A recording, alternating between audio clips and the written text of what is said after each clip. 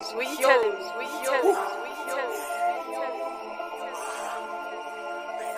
that house mob. I'm back.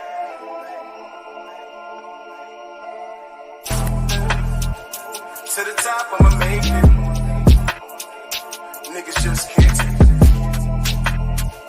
To the top, I'ma make it. To the top, I'ma make it. To the top, I'ma make it. To the top, I'ma make it.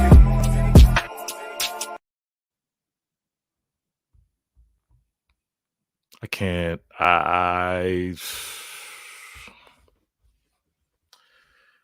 Bruh. Nest Nation.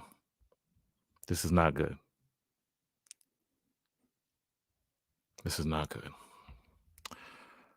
Oh man. Oh man. Oh man. Oh man. Oh man. Oh man. Yeah, this is pain. This is pain.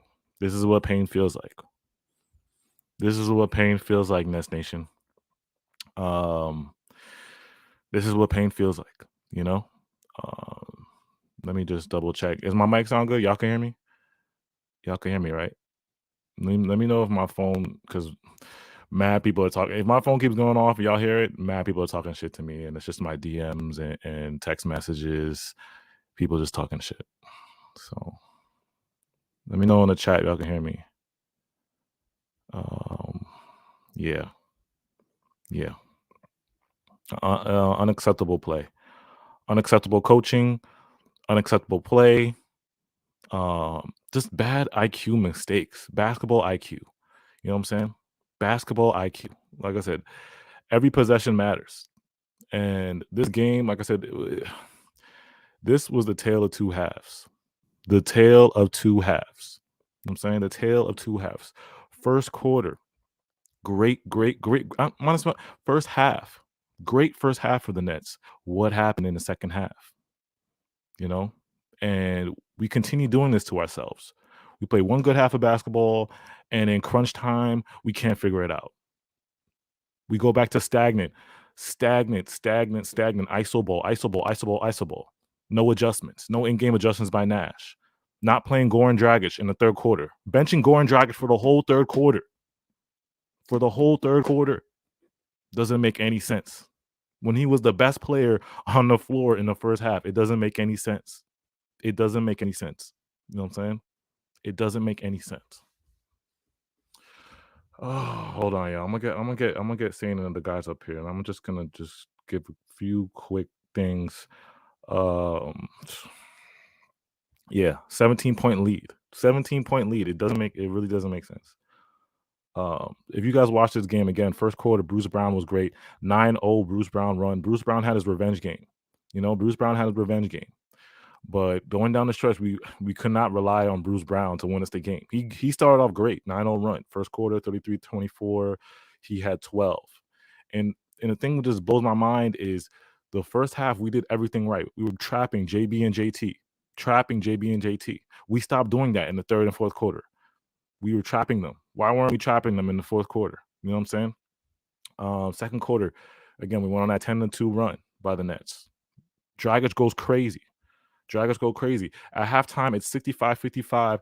Dragic has 16 points on 70% shooting. KD had 15. Bruce Brown had 14. And going into the third quarter, we didn't see Goran Dragic again. Goran Dragic was 16 points on 70% shooting. You would think as a head coach, maybe I should go back to that guy. If I see us struggling in the third, maybe I should go back to that guy again. But he didn't do that. No, he didn't do that. And this whole game was the story of the role players. You know what I'm saying? Jason Tatum and Jaylen Brown were ass tonight until the fourth quarter. KD and Kyrie were ass tonight. The whole game, you know? KD, too many turnovers in that third quarter. Too many turnovers in that third quarter. Kyrie was not aggressive in that fourth quarter. Third quarter came. It was KD and Kyrie combined 7 for 20. Tatum and Brown combined 7 for 23. Both with a combined 7 turnovers each for both duos. And then the Nets led. You know what I'm saying? So it's like it didn't the role players. It was the role players, the battle of the role players until the fourth quarter. Jaylen Brown got hot in that fourth quarter. He hit key shot, and then we saw a key three by Tatum at the end in that fourth quarter. The key to this game for me, the reason why we lost this game, again, no in-game adjustments.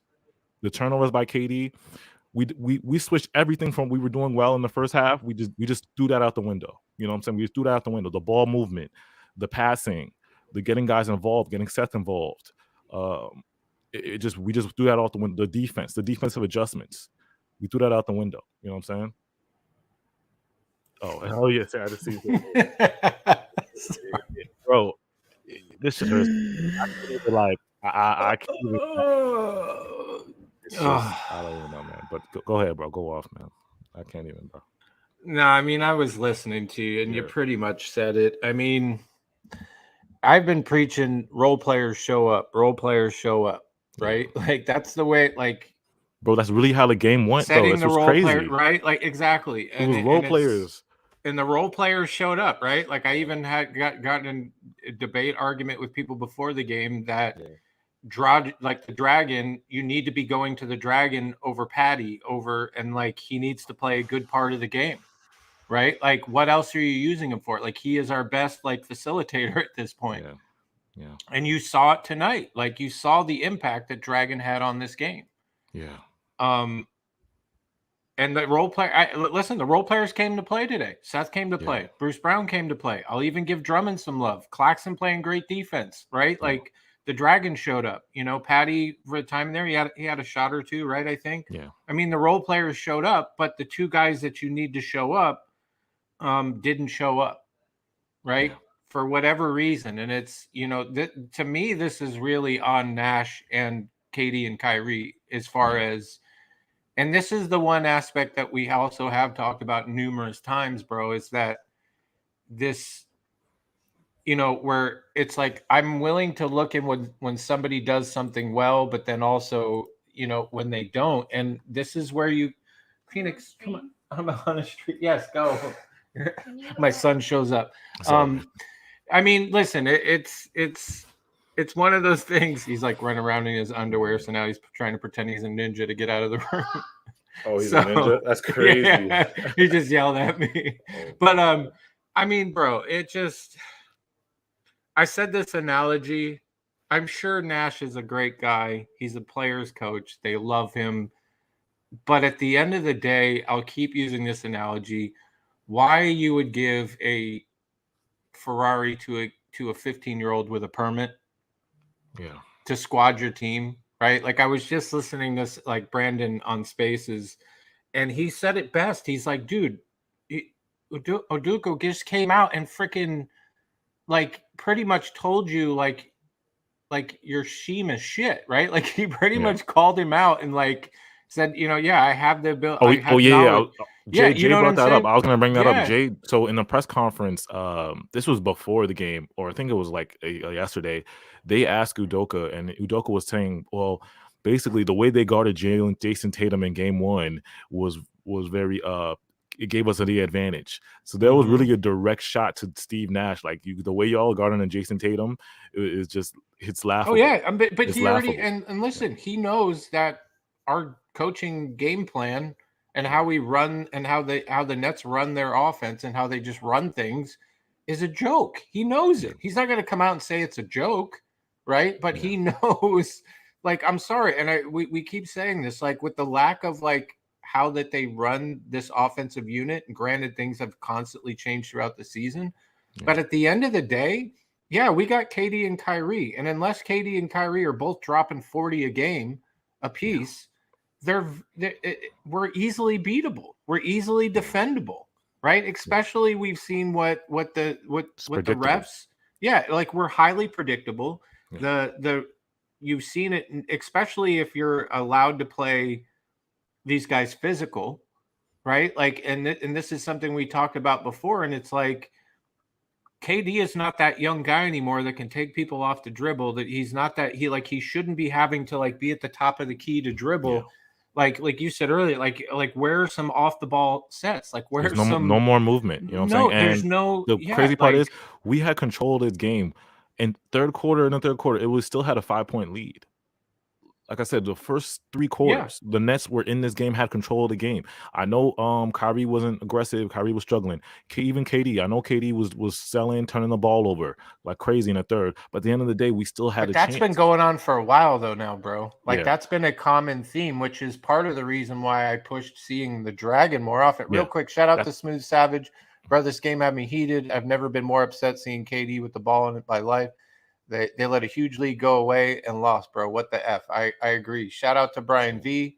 I'm not even mad you get to use to mediocrity. This is all in KD because he had all the moves. Patty over Jeff. The Nash hiring, no criticism to Kyrie. No, I mean, listen, this is a KD. It was an equal thing, bro. I mean, KD was bad, but Kyrie was not good either. You can't just say, "Oh, it's one guy's fault." You know what I'm saying? I mean, KD looked like he was going to have a good game, but was it the third or fourth quarter? It was the third quarter where everything went wrong. Third quarter is when everything went wrong. Like the first half was okay. It was great because he had like I said, he had 15. He had 2 turnovers in the first half, and he had 15. He was shooting like 50%, I think, in the first half. Then the second half, it all went wrong. And I mean, listen, a team like that, I mean, and this is the other thing. Like, I don't care what anybody says.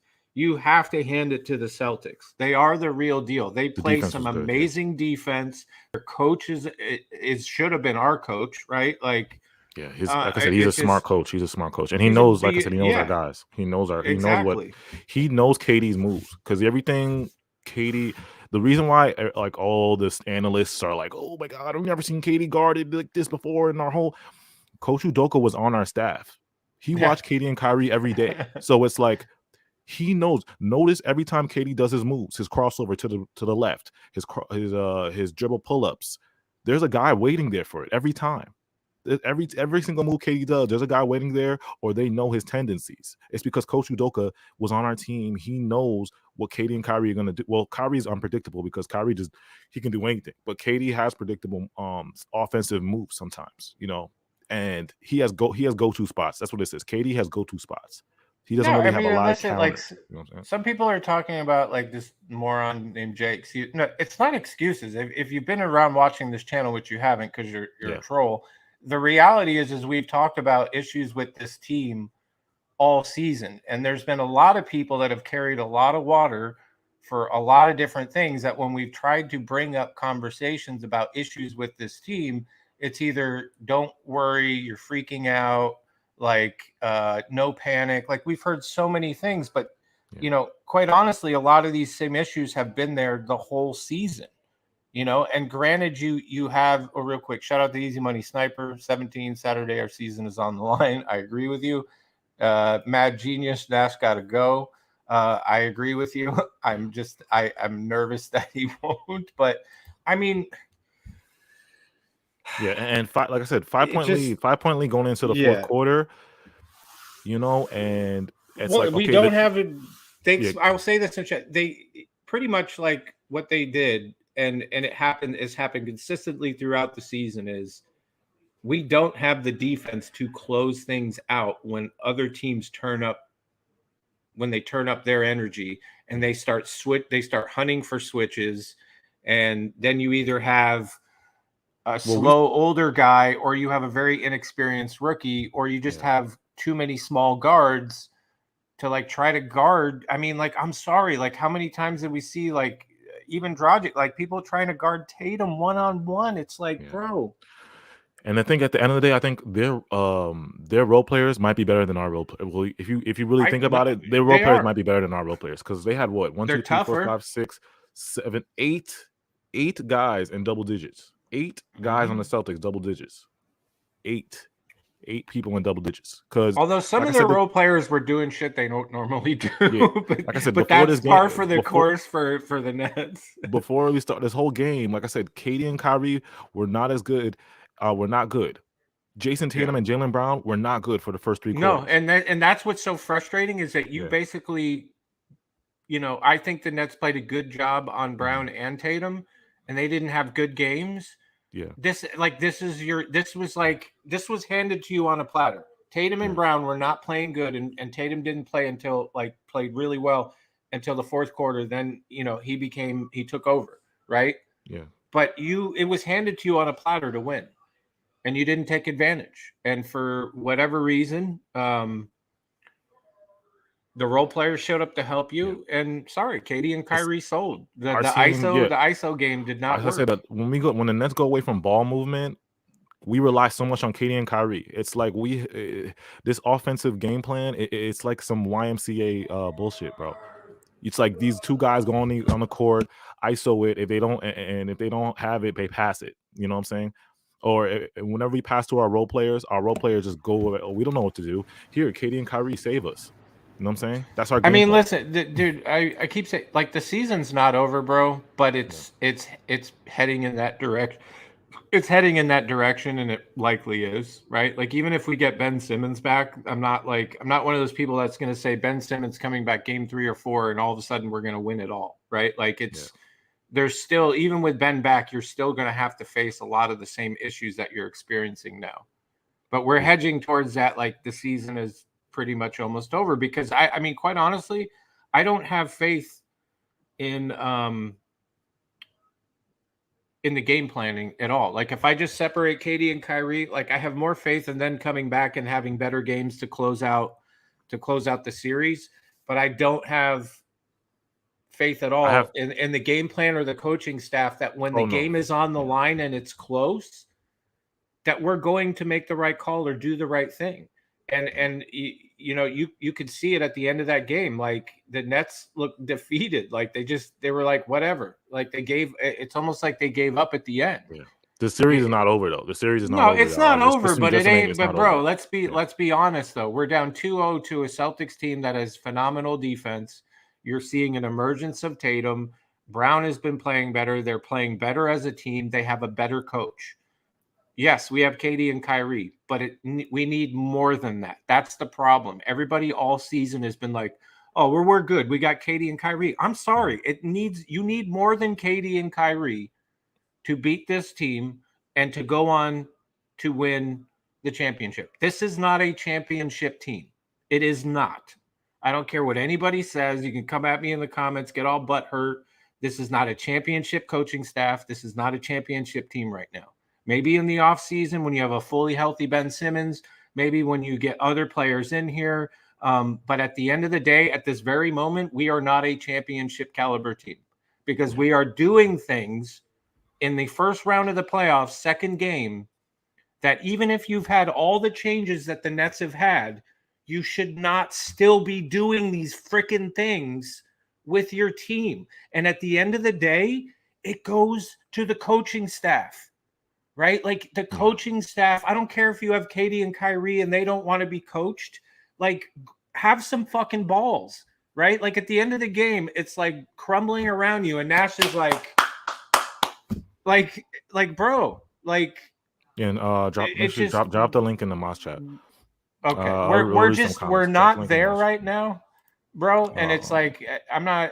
Like I said, it's a fair point. I'm not going to disagree with your point. Like I said, but I think there's still a chance we could win the chip. I still think with I'm just saying, like, I'm still there that we can adjust. We still have time to adjust. I'm going to keep saying it until it's 4-2, 4-0, 4-1. But I think I'm more just. I'm not, like I said, it's not over, but it's trending in that direction. I'm not saying it's over, but I'm more coming at the level of like, yo, can we finally be real about what level of a team we are, even with the players that we have, instead of just doing this? We have KD and Kyrie, so anything's possible. I've been saying it's the role players. The role players are going to be key for this series. I said that from the beginning. Yeah, if we lose Saturday, I think that's when I'll come clean. I'll be like, it's over. If we lose Saturday, it's over. No, I'm not giving up. I mean, listen, it just when you look at our coaching staff and then you look at, like, I mean, how do I say that? Okay, let me ask you this. So in order for us to be a championship team, you have to have our coaching staff be on point every game. You have to have our role players be on point every game, and you have to have both KD and Kyrie be on point. Now, let's be honest. What are the odds of all three of those every game being on point? But the thing about this game, but honestly though, like the thing about this game, bro, nobody played well except for our Bruce Brown, except the role Goran, players, and we still like I said, we were beating the Celtics team Seth for 3 quarters. Well. Fourth quarter is where it went wrong. Fourth quarter is where everything went wrong. But I'm saying we were beating the Celtics team. Like I said, first half it was a wash from them. Like the Celtics team was not there. Second half, third quarter, we made mistakes, but like I said, we still had a 5-point lead going into the fourth quarter. And I'm saying, like, why? Yeah, KD and Kyrie were ass, right? KD and Kyrie were ass, but it's like fourth quarter, why couldn't we get it done? That's because why couldn't we get it done? Zero adjustments. Yeah. Our player KD was 0 for 9. I mean, like our players decided we forgot what we were, and this is again coaching staff. Yeah. Redirecting your team back to what you were doing in the beginning of the game. Zero adjustment. So you just go straight to let KD and Kyrie cook up. And again, you're telling me that you didn't notice that neither of these two players were missing every shot they took? Yeah. And you did zero adjustment to try to get other players involved or try to run a different set or, have like meaningful timeouts of getting these guys back on track to where they were at the beginning of the game. Because you knew the Celtics were going to turn up. You knew that the Celtics were going to hunt for favorable matches. Like I mean, I'm sorry. I'm not a coach, never played professional basketball, but there's no way that I know that and somebody else does. Yeah. Right? Like I said, benching Goran for that whole third quarter was a big mistake. Big mistake. Because I said we withstood their run. Even when Nash did that, we still withstood their run and had a 5-point lead going to the fourth quarter. You got to take that home. You got to at least take that home. And like I said, and by the time I'm looking at the play-by-play, by the time they came back, it was 8 minutes. Jaylen Brown made a driving layup. 8 minutes, and then he tied it with 92. You know what I'm saying? 99-94, 5 minutes. Like I said, it's still a game. 101-96. So it's like 5 minutes left. It was 92-92. We stopped trapping Jaylen Brown. I don't know why Jaylen Brown all of a sudden we just started leaving him wide open.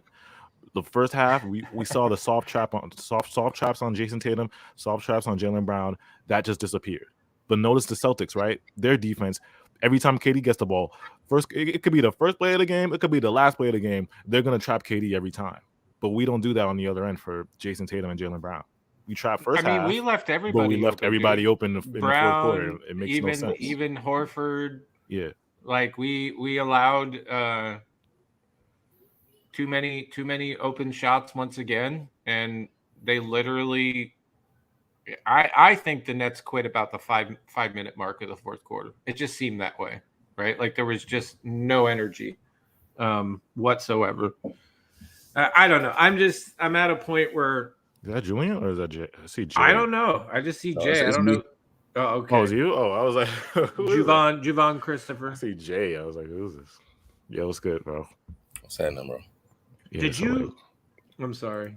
Go for it. Yeah, go ahead, Joe. Like, I know you want to like. Oh my God, bro, this is horrible. This is horrible, bro. And like, I'm gonna be honest, like, I put like 90% on Steven, and let me tell you why I put 90% on Steven, right? And then the other 10 is KD and Kyrie, is because, like, bro, like, this happened to KD the first game, right? And I'm thinking, like, okay, well, clearly when he's trying to move and he's trying to dribble the ball, they're clearly making him turn the ball over. They're putting pressure on him. So you would think that as a coach, he would be like, okay, we have to find a way to correct that going into the next game. One of the best ways to do that would be off-ball movement, because KD is one of the best off-the-ball scorers ever, right? Yeah. He's up there. You did none of that. You essentially pretty much made no adjust. And then this game, because Kyrie had a 40 bomb the last game, they did the same thing to him. And obviously, Kyrie shot 4 for 13. KD shot 4 for 17. He got to the line, so shout out to him. But you see both of them. It's clear that the defense is really crazy, and you're not doing anything about it. You're just like, we didn't get Kyrie involved enough in that fourth quarter. Like, I don't know why. Like, even the whole game, I just felt like we didn't get Kyrie the ball enough, or we didn't get him involved in the offense. He wasn't himself either.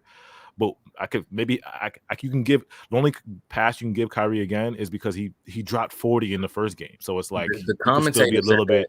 Yeah, he could still be a little bit tired. That's the only, but he still wasn't himself like he usually is. In the third or the fourth quarter, the one of the commentators was like, he was on the court and they was like, they haven't even, involved him.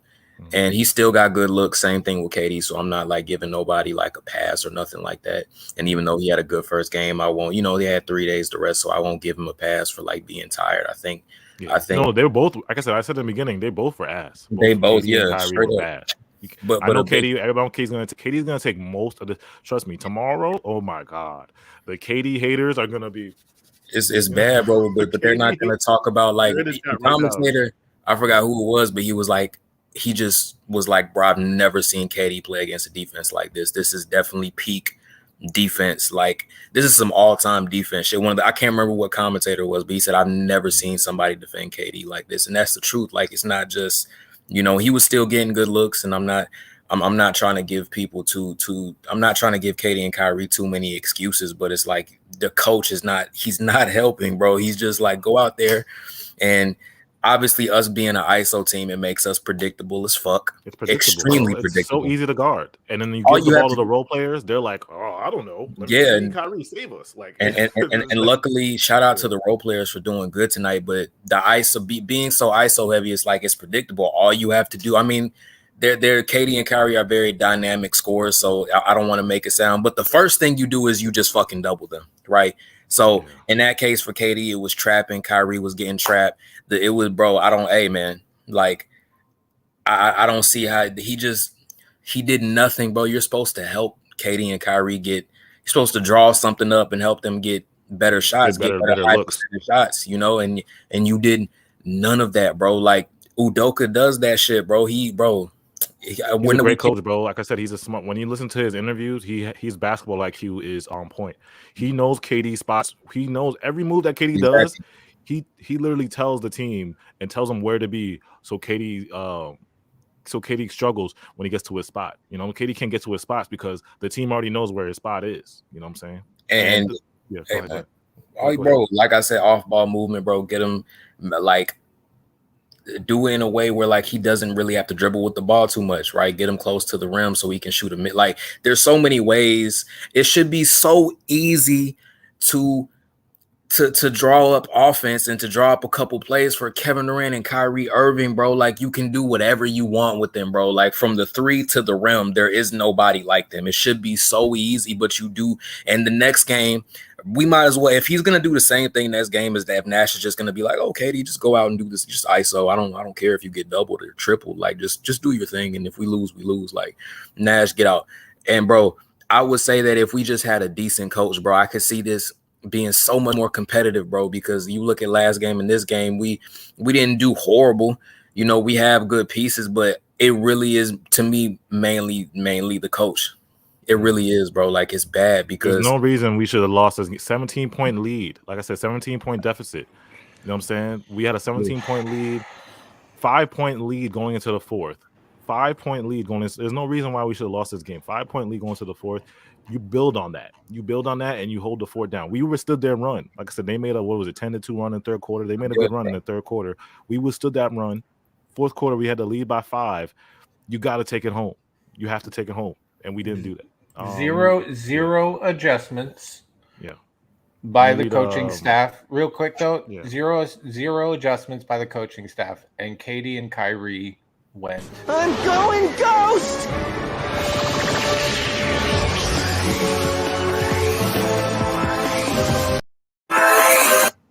That's what lost us the game. Straight up. Like if you want to break it down to its simplest terms, it's those two things. Zero adjustments, and KD and Kyrie couldn't hit shots for the life of them. Like, I don't know how you people are like, oh well, it's 20% this, it's 20% that, but at the same time, bro. Shout out regular. He said Kyrie shot bad, but KD ruined the flow of the game. Yeah, he did. Let me read some comments. Prime XL, Bruce Brown was playing hard. Yeah, Bruce Brown had a great game, man. Bruce Brown and Dragic played well. I'll even say Drummond had a decent game too, and Claxton kind of played well. I'm not gonna say Claxton was decent too. Seth was pretty good too tonight. You know what I'm saying? But you need your stars to give you a little bit more. You know what I'm saying? A little bit. You've seen Jason Tatum and Jaylen Brown. They were bad the whole night. But the fourth quarter, that's when Jaylen Brown caught fire. Jaylen Brown made shots down the stretch. JT made, I think, 1-3 down the stretch. And, it was over from that. Peyton Pritchard also. I'm like, where did this guy come from? He came in the game, started lighting us up. You can't make this stuff up, bro. You really can't. I don't know why every team's role players have perfect games. I'm like, when Peyton Pritchard started getting like this, I see them hitting even that Robert threes, Williams Euros, guy, like the Williams guy. We had Grant Williams when Steph Curry. He went Steph Curry too. I'm like, when did these guys were like start hitting? It happens to us all. Like we get, you know what it is? For some reason, I don't know. Do we just give other teams confidence? Right? So, like when they figure that they can beat a Kyrie and KD team, do they all of a sudden just get this like level of confidence where they know that nobody's going to really stop them defensively, especially some of these other guys? I mean, it seems to happen every game against every team we play. Yeah. There has to be some kind of adjustment. I don't care if it's LaMarcus, Blake, some kind of adjustment. I don't know what it is, but it has to be done by Saturday, or we're gonna be gone. We don't have a coach, bro. We literally somebody just said you call a timeout and then nothing changes. Like that's crazy to me. Like we don't have. He clapped though. Don't forget. Oh, okay, yeah. Positive reinforcement. The energy and what he has to say is in the clap. Like that's everything is right there. The Celtics damn near had the whole team. The Celtics damn near the whole team scored double digits. I'm looking at their box score. Everybody was double digits except for Derek White. Bro, everybody was double digits. That's 9 guys. That's like 9-10 guys. And to put it and to put it into perspective, right? Even if we did, right? Let's say Nash automatically became a decent coach, right? And we were able to win the series out, which would be really hard at this point.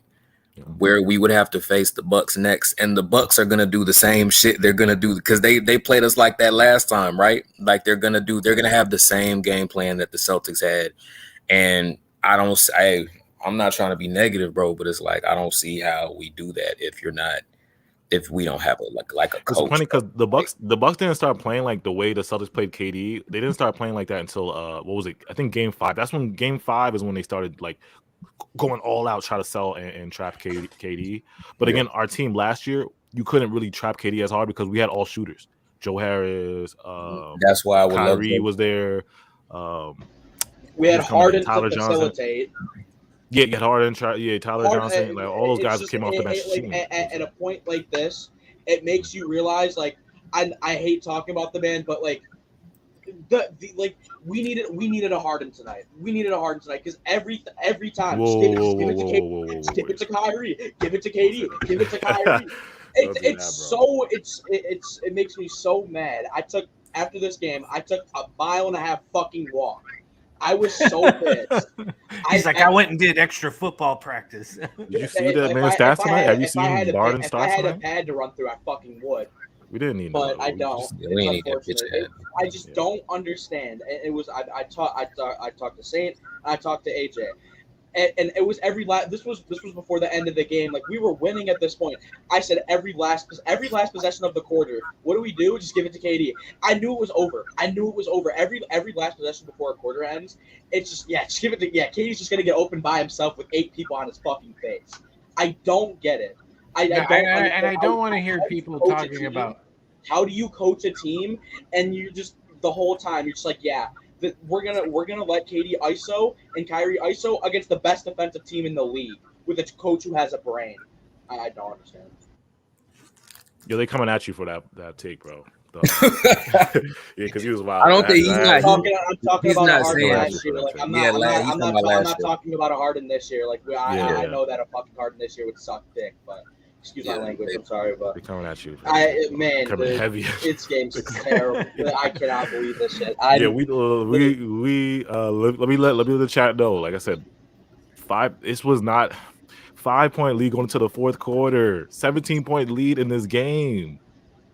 I mean, you had 6 points in 10 minutes of the fourth quarter. How do you do that? Yeah, like I said, ESPN and all those shows, they're not gonna tell you about the whole game. They're just gonna tell you how the Nets folded. Yeah, pretty much. They're not gonna tell the whole game. They're not gonna tell the whole game story. They're not gonna tell how Jason Tatum and Jaylen Brown were ass for 3 quarters. They're not gonna say that in the ESPN Undisputed First Take. They're just gonna say KD folded in the 4th quarter or KD folded his whole game. I will say this, okay? I'm not packing it in yet. Yeah. But I almost like, and this is my hope, because quite honestly, if this team wants to be a championship team, you are going to have to change some of your role players. You are going to have to get a coaching staff that understands that I don't care if it's Katie and Kyrie, and I love having both of them on my team, but you need to be able to find a coach that is in between and somebody with experience, a coaching staff that can get stars on a game plan and run a game plan and not just kind of leave it to them to figure it out on there. Because, or if you're going to have that, at the same time, be able to make different decisions that allow those stars to be effective in the game. Because that's the other part too, is it's like, even if you're going to let Kyrie and KD do their thing out there, at least set them up for success. Right? Like, to your earlier point, like, nothing run for I mean, listen, I'm sorry. KD cannot stand there at the beginning of the, he can create his own bucket and whatnot, but like, dude should not be like initiating like if he's James Harden or somebody at the top of the key trying to like go into the paint. Like, that shouldn't be what KD's doing. Yeah, that's not natural for him. Like, it's KD, not natural. I watched KD my whole life. Initiating with the ball, and it's like, I watched KD my whole life. He's an off the ball scorer. He's a naturally off. He can go on the ball and do that, but he's a naturally off the ball. Like, but it's in a better position. And I'm sorry, the top of the key, like, unless he just pulls up and hits a 3, I mean, I think it's better when he's in a separate position. Like, if he's like mid range or something like that, you can have different things, but. I don't know, dude. There needs a lot of changes need to take place to this team. No Nash slander. Yeah, sorry. We appreciate the super chat. Katie and Kyrie weren't on. It's still Nets and 6. Yeah, but what's your take for the benching Goran Dragic for the whole 3rd quarter? Bro, what was that? Greenville Entertainment. What do you say about that? Him benching Goran Dragic for the whole 3rd quarter. Yeah, unbelievable. No, bro. Nash is literally sending them out into the wilderness with no tools, bro. Like, no, we are. I'm slandering. Hey, man, you deserve it. And even though plays are drawn up for the role, but even what he said, plays are drawn up for the role players. But what about the stars? What about the fucking leaders of the team? What about the champions? Like, what are you talking about? You basically sat a player, Goran Dragic, in 20 minutes had 4 rebounds, 1 steal, and 18 points, and you sit him. Our best player tonight. Like, yes, Katie and Kyrie are off, but the key is get them open shots or create plays for them to get open looks. And if they still miss their shots, then at least have a defensive plan to stop JT and Jaylen Brown and stop leaving Jaylen Brown open and stop trapping Jaylen Brown. What happened to that? What happened to that game plan? We were trapping Jaylen Brown in the 1st quarter. We held him. The Celtics were shooting 29% from 3 in like the first 2 quarters. Or how about this? Like, I understand Kessler Edwards was getting, it just didn't look great, but it's like at the same time too, it's like if you're trying to close out, he played 3 minutes, right? Yeah, like he had 2 fouls.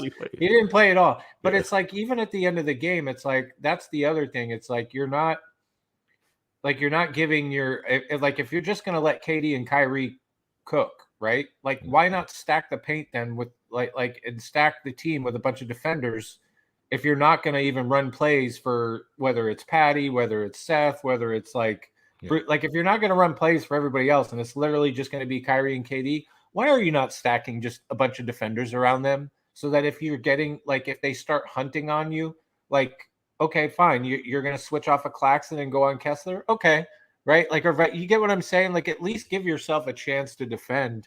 Yeah.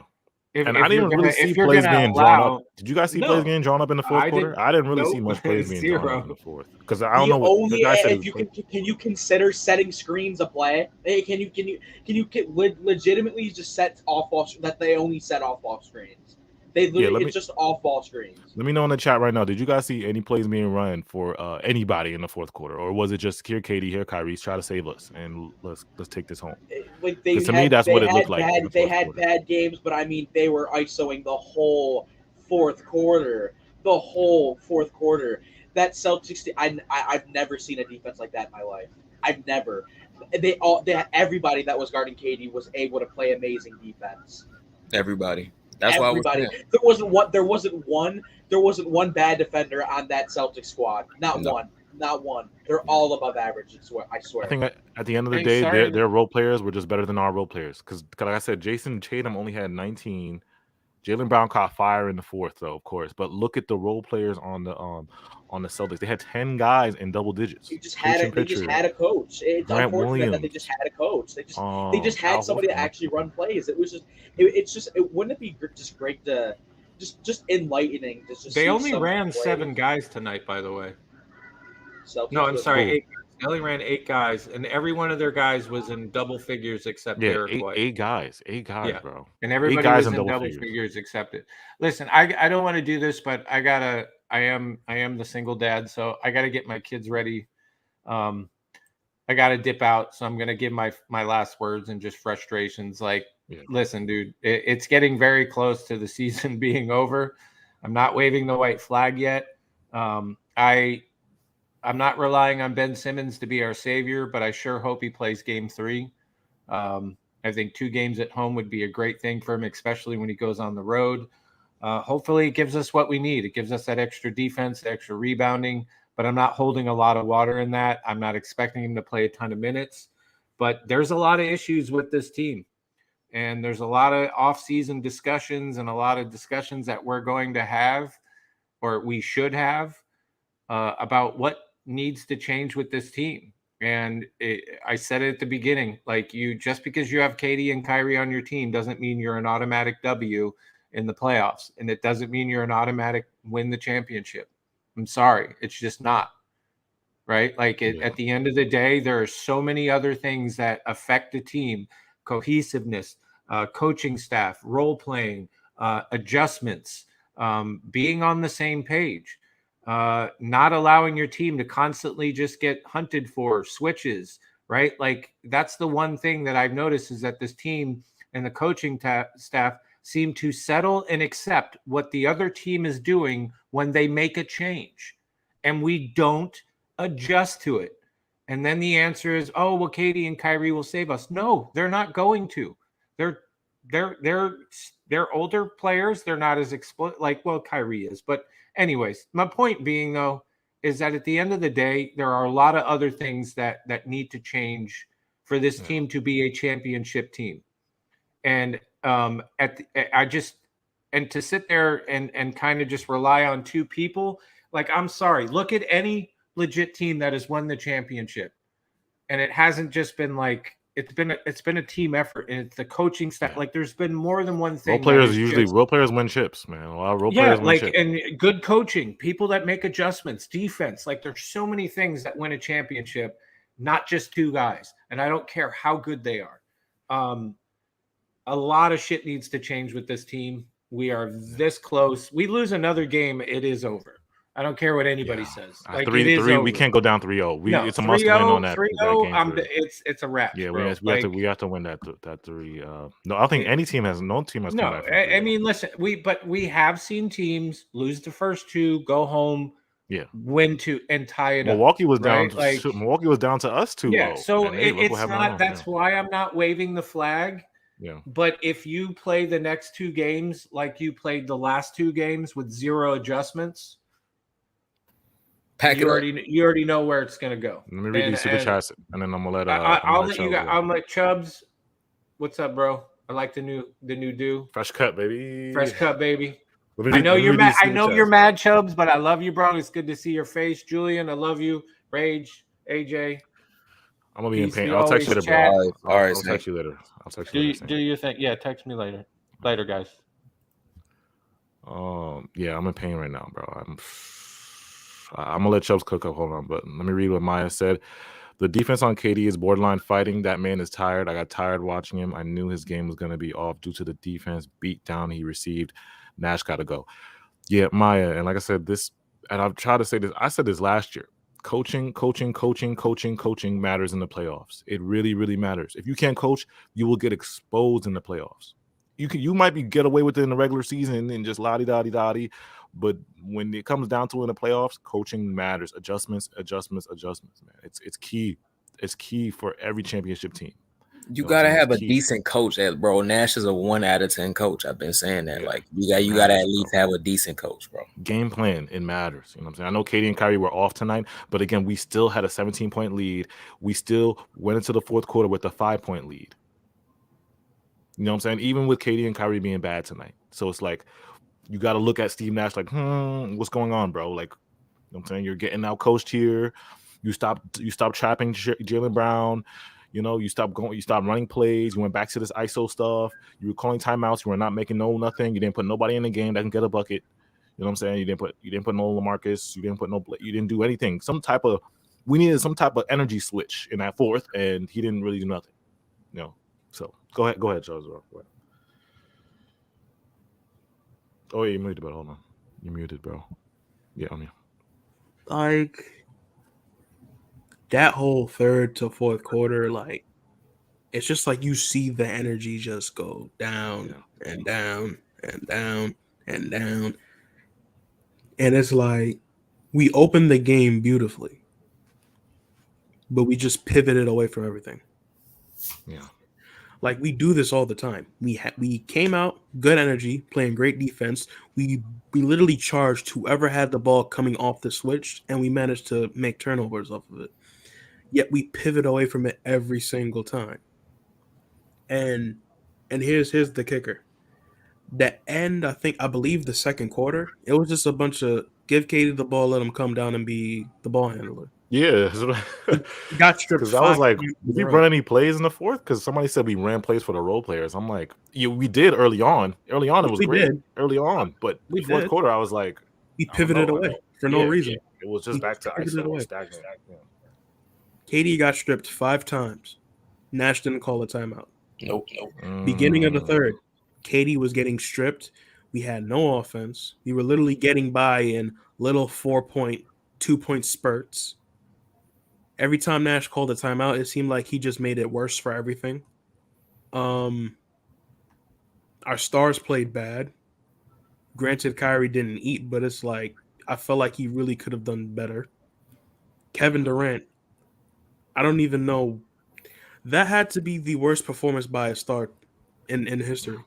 That had to be. Not in history. You dragged it. Not history. It's bad. It's bad. Not in history. In history.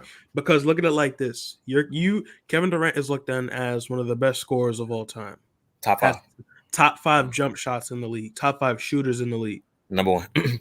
How the hell does a 35-year-old Goran Dragic put up more points and gave a defense fits more than you? In 2 games in a row? How? They're not defending him the same way, bro. Come on now. You come on. Context. But if you really look at the game, they gave everyone fits. They gave everybody fits. They did. They made sure no one got their shit off. If anything, they lived with Bruce Brown going off tonight. And shout out to Bruce Brown, he went off tonight. But they made sure nobody got off. It makes no sense. Goran Dragic, who people was calling him washed in the regular season, was messing around and giving this defense fits more than you. He was killing. I was better. He was. I was shocked. Really, I was like, how can Nash just bench him like that? Like when he was doing that, like I just remember, it just took me back to when I was in my church league, and I used to do that. You know, took me back to Goran took us back to the Miami days tonight, bro. Miami days. Shout out to Goran. Shout out to Big Dragon. Third quarter, it was like Nash was like, nope, I'm not playing you. Like, yeah. And here's the crazy part is like, I'm not playing you. Exactly. Like he just benched him. He didn't he should have started that third quarter. I don't see why he didn't. Like keep what was working. Like keep the foot on the neck and let's go. Like this game was very important. Of course. And the thing with Kevin Durant is he is a superstar. Super duper stupid. I don't care what defense a coach can put out. You overcome any defense. That's why you were looked on as a superstar. And Kevin Durant, it just seemed like he had what, 2 days to practice? 3. 2 or 3 3 days. 2 or 3 days to actually like watch film, see how they defended him. It's like, okay, let me adjust. Matter of fact, the whole coaching staff had film to watch, say, okay, let's adjust here. And we learned nothing. We started the same people. We didn't limit Drummond's minutes more. We didn't try to go small more. We didn't try to give other pieces on our bench burn. And it bit us in the ass.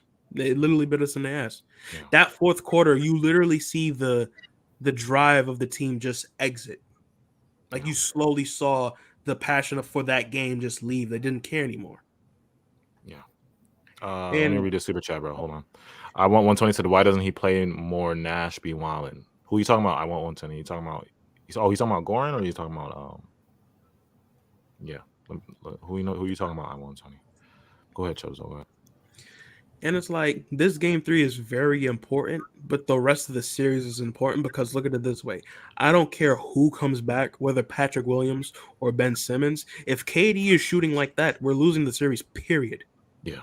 That's facts. It don't matter if Ben comes back. If KD shoots like this, if KD and Kyrie don't have good games, we're losing. We're done. Like we're done. If Joe Harris miraculously comes back, if KD scores like that, period, it doesn't matter who's on the court. We're losing. Kyrie, if he has the game he had tonight, we're losing. Yeah, we're done for. Like, if KD and Kyrie are not good, we're done for. We're done for. We're done. If Ben Simmons could come out, and Ben Simmons is not going to save us. It's like he's not going to save. He's going to help. Obviously, he's going to help. Yeah, but he's not going to save us. To me, he will probably help more than like. He's not going to come here and drop 30 in the game. I think he would help more than Ben in this situation. Yeah, he's not going to come here and drop 25, but he's going to help. He's going to help, of course. But if our stars play like that, we might as well just call it a wrap and look on to next season. Yeah. And quite frankly, I really just want to. Nash needs to go. It's facts. What are we doing? If Kevin Durant can't see Nash is not it, I'm gonna start looking at Kevin Durant a little differently too, because we've tried this. We tried this. Let the freestyle basketball. We have guys with experience that can carry us through games. Let's go out there. We tried that. It doesn't work. Nick Nurse is out there. Frank Vogel's chilling out there. There's probably a bunch of other coaches, low-key guys like Ime Udoka, which we were not familiar with, that are out there. If I'm Sean Marks, I am looking at those coaches. I'm looking at guys like a Ime Udoka, something of that cloth. I'm looking at a Nurse, a Vogel. I'm looking at somebody.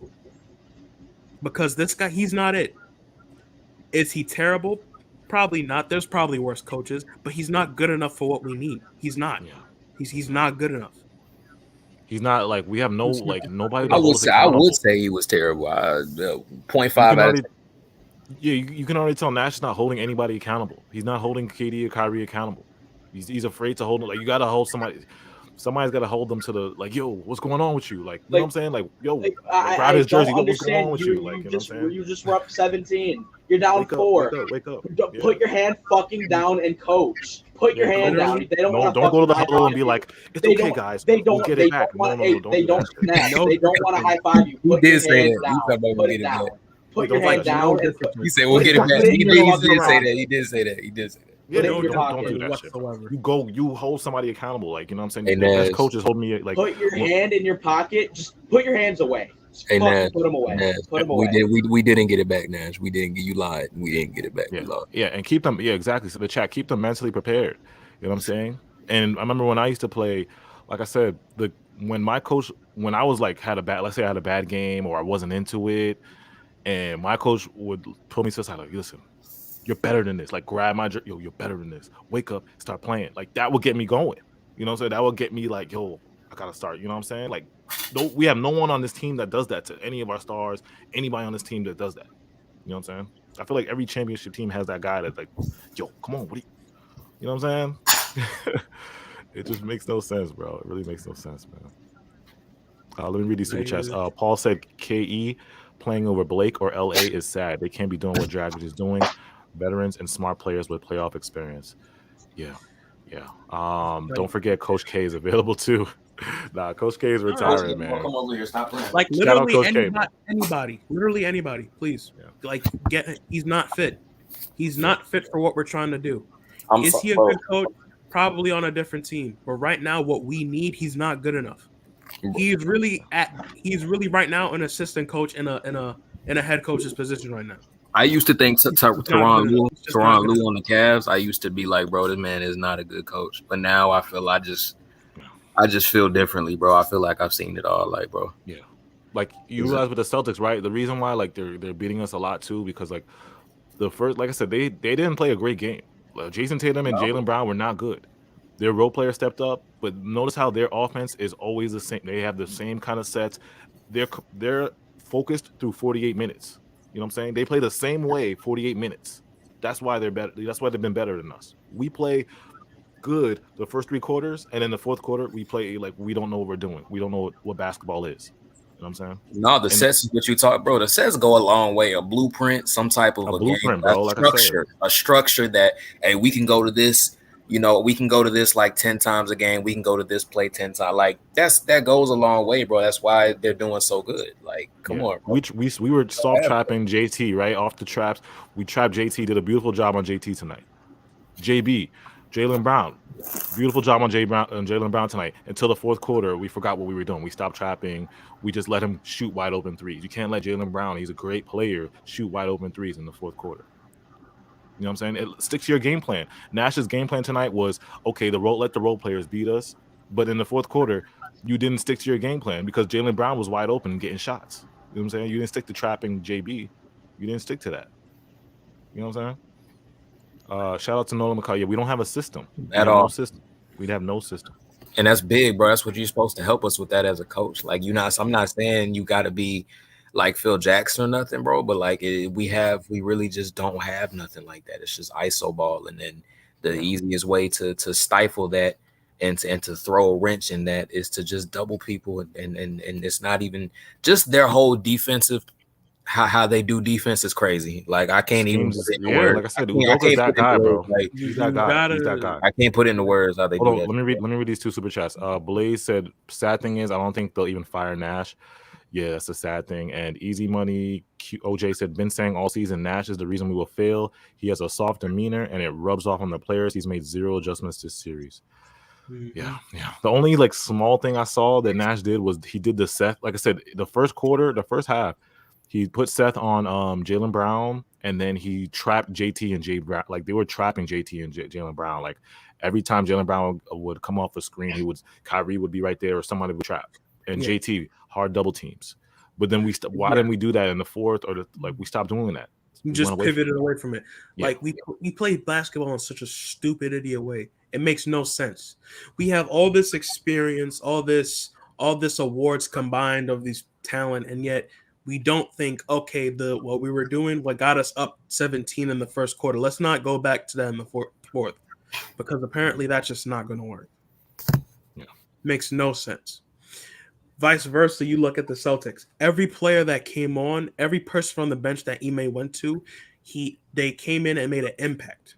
Yeah. It's almost as if they understood the system and they went out there and did what they did because they have worked out in that system. Yeah. There was not one Celtics player that was not a negative that came out tonight. Not one. No. I mean, Jason Tatum didn't score good, but defensively, like he blocked KD. He did his thing. Yeah, he did. He did a gem defensively. Yeah. A gem defensively. Yeah. Meanwhile, you look 15. At us. Marcus Smart was okay. He had 12 points. Jaylen Brown 22. Jason Tatum 19. Grant Williams was big for them. 17. Mm-hmm. Grant Williams. Pritchard was big for them too. 10 points. But again, like I said, they have a set system. They are well coached. They're coached a lot better. And you're gonna if like I said, if Kyrie and KD don't play well in game 3, I don't know, y'all. Like I said, I don't know. I really don't know. If we come in, if Nash doesn't look at that, like, I'm not trying to make coaching sound easy, but like I said, the first game, like you see KD is trying to, first of all, him having the ball at the top of the key, I mean, that should stop, right? Like you would look at that and be like, okay, how do I limit that?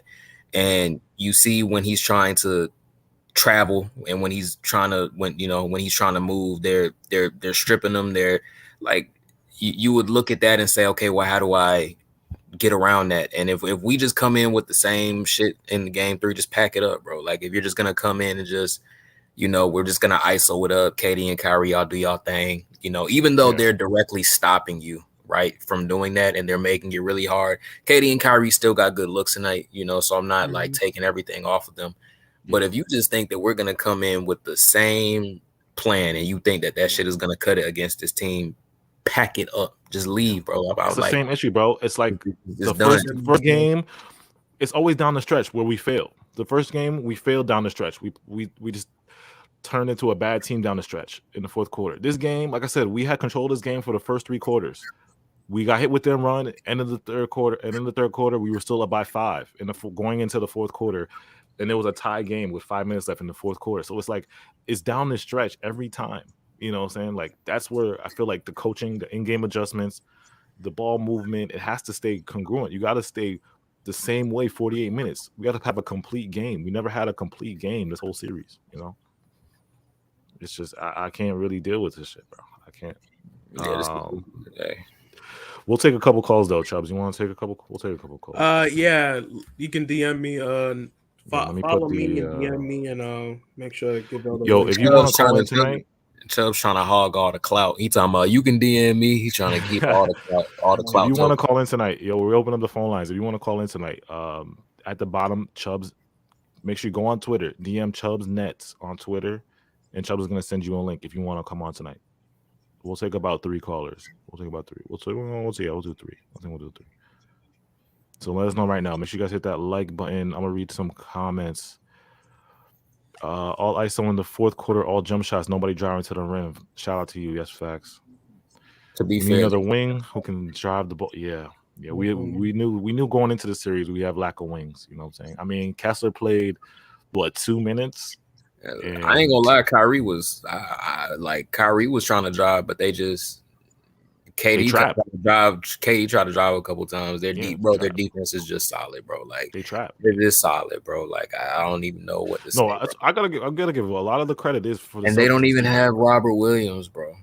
Yeah, a lot of this credit. Celtics defense is on point. Like I said, and I think the difference between last year Celtics is big thing is the coaching. Exactly. See, exactly. Look, bro. Because you remember at the beginning of the season, like the first half of the season, they were horrible. They weren't even in the top 8, bro. And then once they got they got it together. Ime changed his franchise and he even said it in his press conference, because the Celtics used to be like us. Your turn, my turn. Jaylen Brown, you shoot. JT, you shoot. But once they put in that system, and once the defense had schemes, that's when it became a great That's team. why I put so much on Steve Nash right there. This is the perfect example. That's why I put so much of it on him, bro. And he holds us back so much because of that. That perfect example is the Celtics. Perfect example. Last 30 games, they were the best team. They were blowing out all the contenders, bro. They were at 8th seed prior, then they did so good the last third. They finished 2nd seed, bro. That's a perfect example of the impact a coach can have on bro. I'm telling you, the Celtics used to be just like us. Yo, Jason Tatum do the ISO, he shoots. Jaylen Brown, my turn, your turn. The same type of ISO stuff. That's what the Celtics were doing. Not even just last year, the last couple years. Exactly. You know what I'm saying? Because they had the same coach. But now that Ime Udoka's there, like he put in that system, and now they're just, everybody's playing well in their system. The Celtics could have gave us problems last year. Keep it a buck. They could have gave us issues last year. If Udoka was coaching them? Yes. Oh hell yeah! If Udoka was no. I think because their team was a little different. The thing that they changed is they got Tyson Horford back. Yeah, they did. And then Kemba, Kemba's washed and done. He's probably gonna retire soon. R.I.P. Kemba. Oh my God. But they have a small change, but it's still the core. The core of the team was still there. So it's like BK and Yonko, try to follow me again. Try to unfollow me and follow me again. Again, if you make sure if you want to join in, if you want to call in, just DM Chubbs on Twitter, Chubbs Nets at Chubbs Nets, and then we'll get you on here. And it confuses me because the Tyson Horford played at the same time. Yeah, Peyton Pritchard was out there for a solid minute. And for not 1 minute did Steve Nash or anybody on the team Let's try to attack these guys. Let's try to force a switch to attack these guys. Like, we play basketball in such a stupid idiot way that purposely makes it harder for us to win, and I don't understand it. We specialized in mismatch hunting. We didn't do none of it in either game. I don't understand it. I do not understand it. Why don't we force switches? Why don't we try to pick apart Peyton Pritchard, who's literally shorter than Patty Mills on the other team? Don't post him up, but we don't put LaMarcus in. LaMarcus is the post up guy. We don't put him in. And the thing is, like, we don't when Al Horford, there'll be times when I'm like, Al Horford's guarding you, and like Bruce Brown, I'm like, bro, Bruce Brown, you're faster than Al Horford. Go by him. What Bruce Brown does, he just looks around and be like, oh no, KD, Kyrie, all our role players do it. They be like, oh, here, KD, Kyrie, save us. Like, y'all gotta, when you see a mismatch, you take it. You know what I'm saying? Don't just let KD and Kyrie you take it. I mean, Seth did it a couple times. I was proud of Seth tonight. He did that a couple times, but the other guys, they weren't doing that tonight. You know what I'm saying? They weren't doing that tonight. Somebody said Bruce Brown is fool's gold. The Mets fired their coach and got a championship coach. Nets needs to do the same thing. Shout out Anthony Paris. Somebody said play LA. Katie can be open. Yeah, man. I mean, I would anything. You gotta think about LaMarcus now, bro. You gotta think about LaMarcus now. Please mix it up. We need scoring. We need people scoring. are afraid of him getting cooked, but it's like Drummond is not that much of a better defender than LaMarcus is. He's not like wild defender like that. LaMarcus, I mean, he's holding his own on the perimeter. I mean, it's like he's still getting cooked, but it's like, are you gonna take? But it's like, if Drummond's not, how many rebounds did Drummond have tonight? Let me check. If he Drummond had 4 rebounds tonight, right? 5 points, 4 rebounds. If Drummond's not going to rebound, you might as well just play LaMarcus, because LaMarcus is going to give you buckets. Oh God. He might get cooked, but he's going to give us buckets. He's going to slow the game down. He's going to give you a post, a guy that you can run offense through him, because he's going to post up. If he gets hot in the post, they're going to have to double team in the post. That's going to open everybody up. That's going to open all the shooters up, because you run through him in the post. You know, so it's like you might as well. If Drummond's not going to rebound, you might as well. Like I said, it makes no sense. Yeah, it makes no sense. Like I said, this Nash shit, it makes no sense, bro. Like, if you would have told me, I was very confident coming into this playoffs, but if you told me that the Boston Celtics was going to turn into the 1996 Bulls, I would have felt different. Yeah. Why they playing defense like that? Like, bro, first of all, like, Ime, bro, it's not that serious, bro. Like, chill out.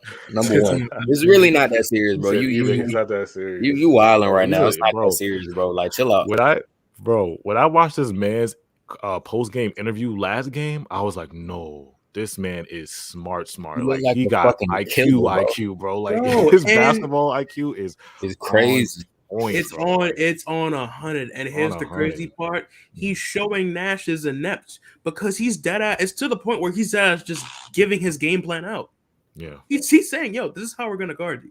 Yeah, and Steve Nash is looking like a meathead trying to counter it. He just doesn't know how. Yeah, it makes no sense. It just makes no sense. Nash get out coached really. Nash, bro. Like, you got 2, and I be forgetting. Sometimes I sit back and I look at a game like this, and mid game, I'll be like, Nash has 2 MVPs.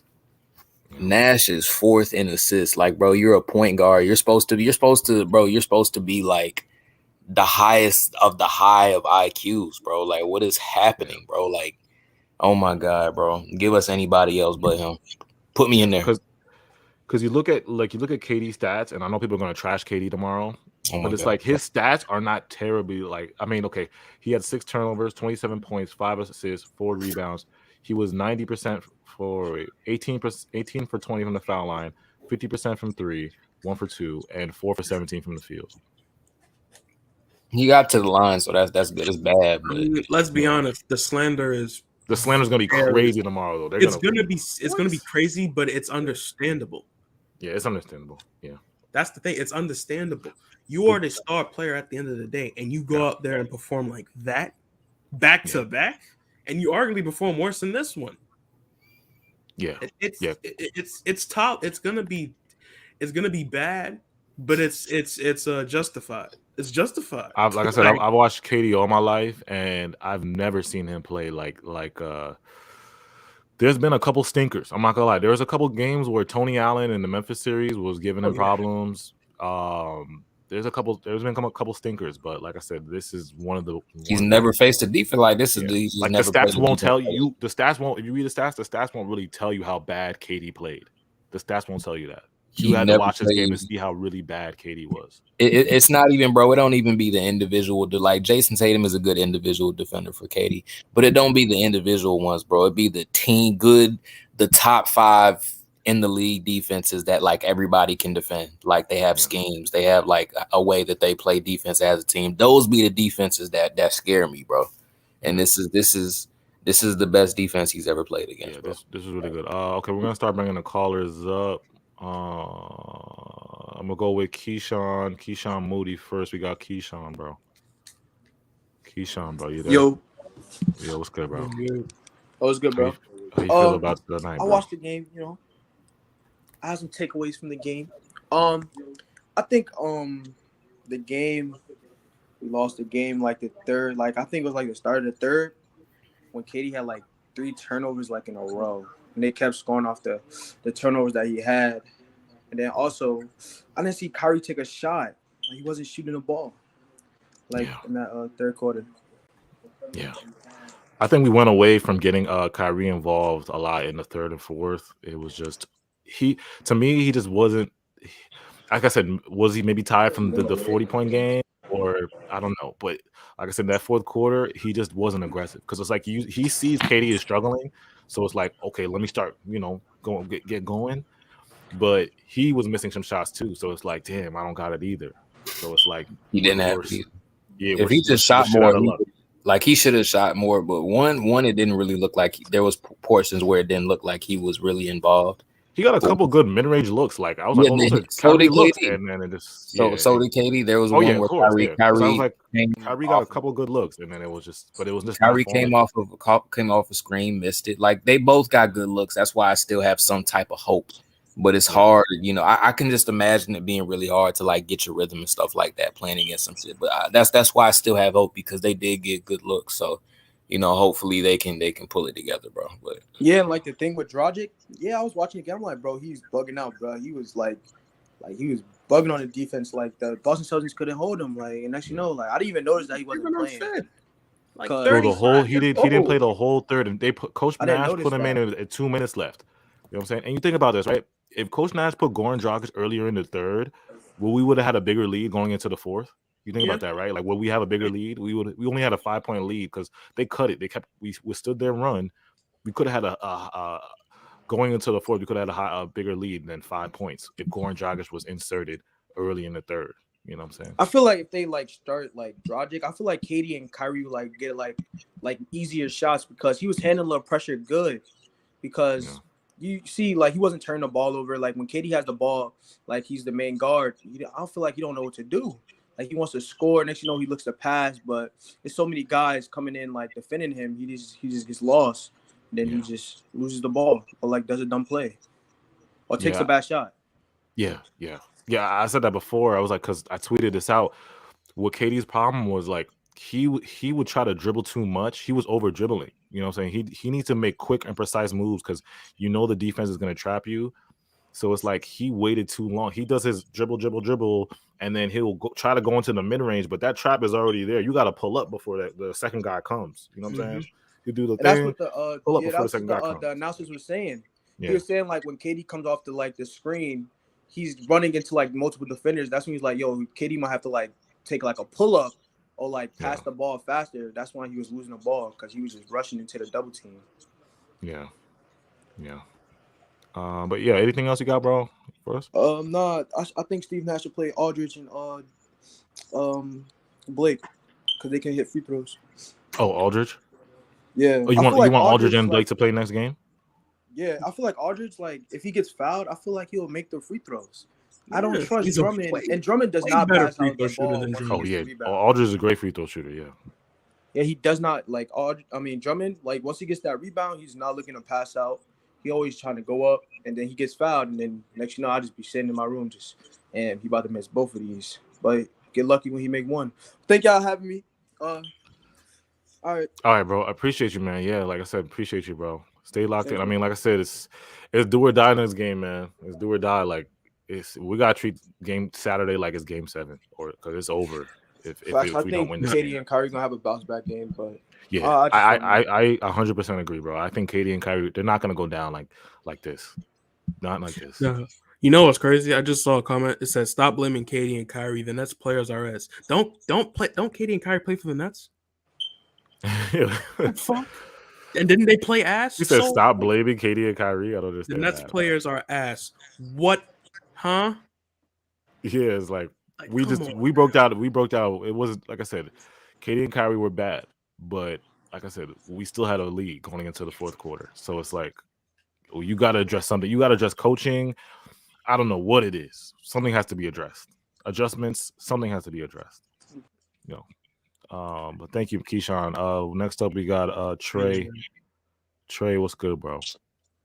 Yo, what's up, man? What's up? What's up, my guy? How you feeling? Yeah, I appreciate y'all for having me on the podcast. But yo, I was so frustrated with this loss, man. Like, I was watching this, and I think at the 55-second mark, after I think it was KD or one of the Boston players took that shot, I turned off the TV. Yo, I was just so frustrated with how KD and Kyrie were playing, the defense that we had set up at the end. Like, yo, it was just so frustrating. Like, yeah. I think our roster is solid, but it could obviously be tweaked to where we have better wing defenders and all that. But Nash just needs to put in a solid defensive scheme to where we're able to match Boston's defense, because Boston is top 3 on defense right now. No, they're number one. They're number one. We need to kind of match that. And if we play Milwaukee in the second round, if we get past Boston, which is, I don't know, it's gonna be pretty tight now that we're down 2-0. I think they're just gonna do the same thing. Boston has put out a blueprint on how to beat KD and Kyrie now.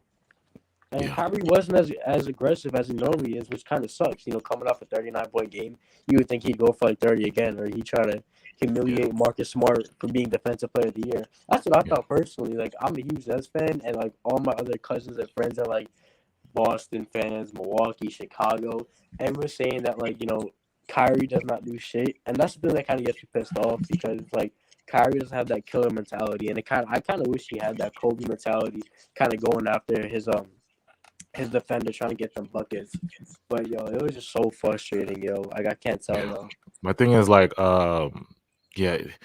shout out Lenny, said Nash has to make adjustments. That's the biggest problem. Yeah, it's bro, stick to the game plan, Nash. You're the coach, right? You had the perfect game plan in the first half, right? Okay, we're gonna not let Jaylen Brown and Jason Tatum beat us. Let the role players beat us. We were gonna live and die with Grant Williams, whoever coming off the bench, live and die with them, right? Mm-hmm. So we did that perfectly first half. Like I said, we were killing it. Third quarter came, they made their run. We went away from everything we were doing in the first half. We stopped trapping. We stopped playing the defense the way we were playing defense in the first half. We still, and then he didn't insert Goran Dragic. Remember Goran Dragic? We didn't insert Goran, and then That's the Goran was going crazy in the second second quarter. The second quarter. How can Nash not put back in Goran after dropping 17? Yeah. Nash 50% shooting, crazy. Another thing was 70% shooting. It was crazy. Yeah, it was 73 shooting. I was yo, that come on, yo, Kyrie's not playing that good. Put him on the bench. Let Goran get his buckets. Play Aldridge. I mean, I would even think play Blake. I mean, when was the last time we seen Blake on the floor? Yeah. Theoretically, Blake is the perfect type of player who's a guy that's willing to put his body on the line. A guy that's willing to granted, he's probably going to get killed in switches, but he's going to give that last effort in those hustle plays. Literally no one tonight was hustling for the ball outside of maybe Dragic, probably Bruce Brown, Seth Curry a couple of times. Yeah. All of those are guards. None of our people that are 6'7" and up did nothing to fight for the ball. Nothing. It makes no sense. I think we did a better job tonight rebounding, didn't we? I think we did a better job. No, we did really good rebounding. We did. Did we get check the rebounding? I don't think we got it was even tonight. It was even rebounding wise. 36-36. And we have 2 more offensive rebounds than them. They had 2 more defensive rebounds. So it was even on the boards. We did a great job on the boards. So it wasn't the boards tonight. It wasn't. It was just us failing down the stretch. You know what I'm saying? It was that game plan, yo. It's like The game plan. You got to come to the game plan about it. You know what I'm saying? Yeah, everyone talks about how strong the Nets offense is, but without like a solid scheme of them just having like, a play to run by and not just ISO, give the ball to KD, let him throw up a shot, give the ball to Kyrie, just let him throw up a shot. Have them actually having plays, it's gonna affect us in such a good way, yo. Like it's so frustrating just playing ISO. Yeah. It's just yeah, bro. I don't even know. All right, man. Do you have anything? Last words you got? Yeah, I got like, who do you think the Nets wing wise? Like, who's a player that could kind of fit our roster for like next season? PJ Tucker. Next season, it's all about wings. Wings. We need more wings. That's what it is. Basically, just getting Ben Simmons on track and getting more wing defenders. Like I said, I've been saying we should start getting more 3-and-D wings. That's what this team needs. We need 3-and-D wings. Yeah, like 6'8", 6'6", 6'7". I was going to say like a Mikal Bridges, but I highly doubt Phoenix would let Mikal Bridges up right now. There's no way they let him. No. If they let him up, that's a steal for us in such a big way because he's such a good. He was a candidate for Defensive Player of the Year. Yeah, like I'd argue he should have won it over Marcus Smart. I think he should have, to be honest. He should have. Because Marcus Smart, I mean, I guess he was kind of. I mean, I wasn't really paying attention to when he was playing defense. I was, but man, hopefully we can pull through on Game 3. We get Ben Simmons back and maybe 3 or 4. We clutch up. I don't think we're making it to finals. So I would be surprised by the Google grace of God. I still think we have a chance if we win Game 3, and like I said, Ben comes back Game 4. It's right. We right back at it 2-2. So like I said, anything could happen. Anything. I've seen teams be down 2-0 and come back and win a series like plenty of times. I know the world hates the Nets. The world hates the Nets. So all you're gonna hear besides all of this podcast, all the other podcasts, every YouTuber, they're gonna say it's over. But you guys if you're really a basketball fan, I'm gonna wake up tomorrow. Yeah, go ahead. I'm gonna wake up tomorrow and I'm gonna see Skip Bayless and Shannon Sharp complaining and yelling at each other that the Nets are down in 4. Yeah, exactly, bro. Like, you really a basketball fan? There's tons of teams that come back from 2-0 and won a series, bro. So that's all I got to say. People forgot about that 3-1 comeback. Yeah, there's tons of teams that come back from 2-0. So, Yeah. Man, I appreciate y'all having me on. AJ, I listen to y'all every night when Nets play. So I appreciate y'all having me on. Bro. Thank you for us to support, brother. Hey, man, no problem. Nets in 6, yo. All right, bro. All right, peace. Thank you. Yes, W callers, man. All right, so let me read this super chat, and then we'll get the last. Oh, Callaway's here? Okay. Daniel Cruz, have y'all lost faith in the Nets being down? I haven't lost faith. Like I said, I've seen a lot of teams come back from 2-0. I know the world is like, it's over. I haven't lost faith. KD and Kyrie can still make this series. We can still make it a series. I know it's bad. It looks bad. Okay. But when you think about our two, but let's say this. You think about the 2 games we lost, right? Did we get blown out? No. Were we ahead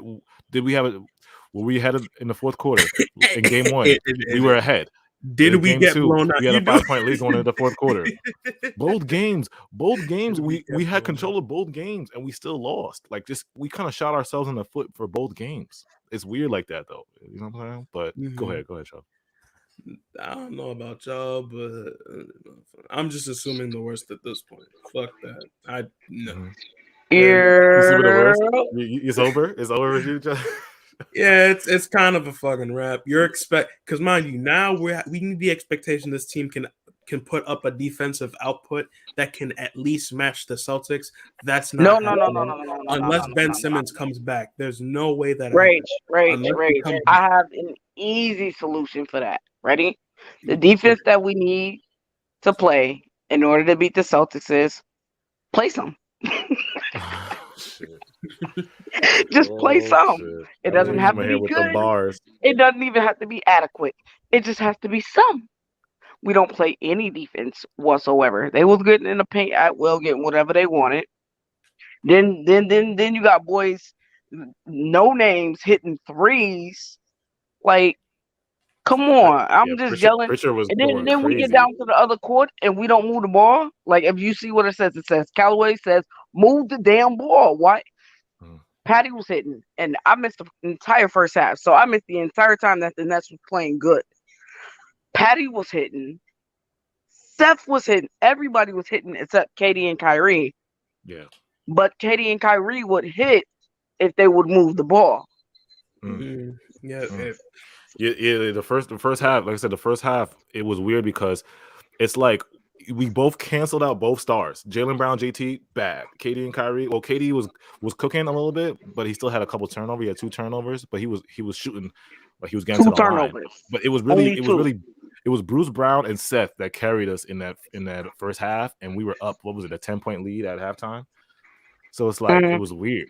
And shout out to somebody in the chat. He said we were in both games with Katie playing like Brian Scalabrine. Yeah, this is what I'm saying. In game one, Aunt P, I'm gonna need you to stop doing my man's like that. That's the best player in the world. You better watch your mouth. Yeah, don't do Katie like that. Don't do Katie like that. Don't do Katie like that. He been the best player in the world since he got to the league. You better watch your mouth. Before you go on Twitter and start burning you. But but my thing is though, it's just like in order to open up the floor, you got to get the ball out of Cavs' hand because they're going to double and triple him every single time. What Naston effed up and did since that man's trade, the Honey Bun Harden, the trader trade, he didn't put the ball in Katie's hand and made Katie the point guard. That's not good for Katie. His turnovers are up. If we can limit Kevin Durant's turnovers, that's the game right there. Yeah. That's the game right there.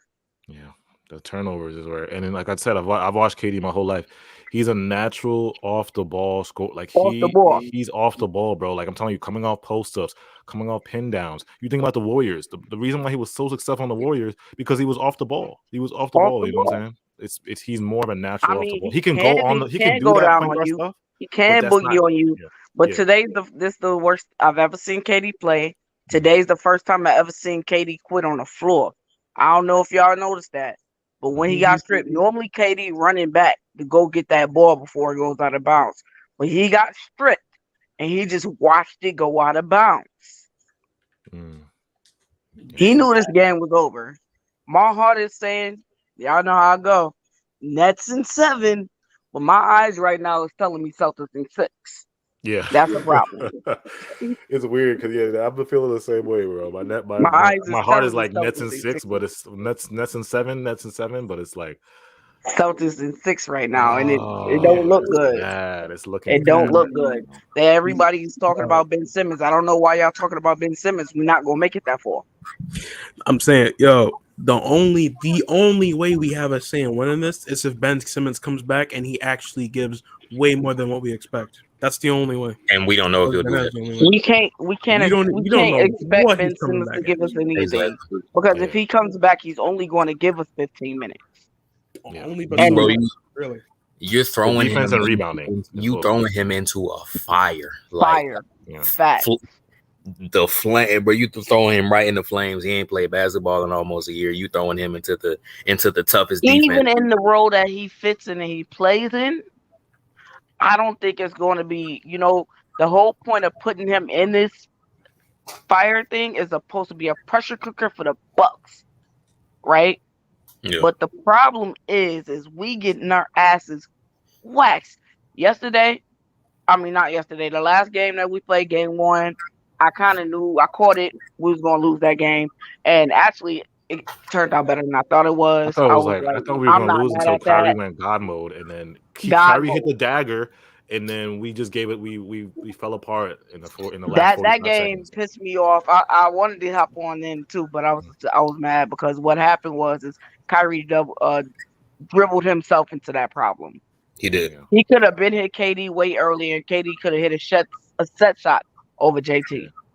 Yeah, that's true. We could have won that game. But that's neither here nor here. Even this game, I feel like we should have won this game too. We should have. No. Once they took that lead, once they took that lead, I knew it was done. Down the stretch, I know we were playing we weren't playing good, but down the stretch is like if KD, if we just made a couple shots down the stretch of this game, like I said, it was 99. What was it? 95 with 5 minutes left. If we just made a couple shots down the stretch, I think we could have easily won this game too, though. Listen, how we gonna win the game if they got a hacker Claxton, hacker Drummond strategy? We're not playing LaMarcus. The thing about LaMarcus is at least we know he gonna hit his mid-range shots. He gonna get in the paint and he gonna hit that layup. Yeah. He gonna protect the rim too. Whenever he gonna protect the rim, and whenever he sit up there and he gets fouled, he's gonna hit those shots. Exactly. If you played him last game, I think we win last game, bro. We would have won last game. I've been saying for the longest, where's LaMarcus? Since he got back, where's LaMarcus? Where's LaMarcus? Are you trying to ease him in? Are you saving for the playoffs? Well, ding dong, he's here. The playoffs is here. Where's LaMarcus? Our second scoring option, like the first quarter of the series, bro. Like the first quarter of the year. I mean, the first quarter of the year, he was our second scoring option. He was a better scorer than Harden. You know, we're just not playing him. My thing is, I understand it's the playoffs.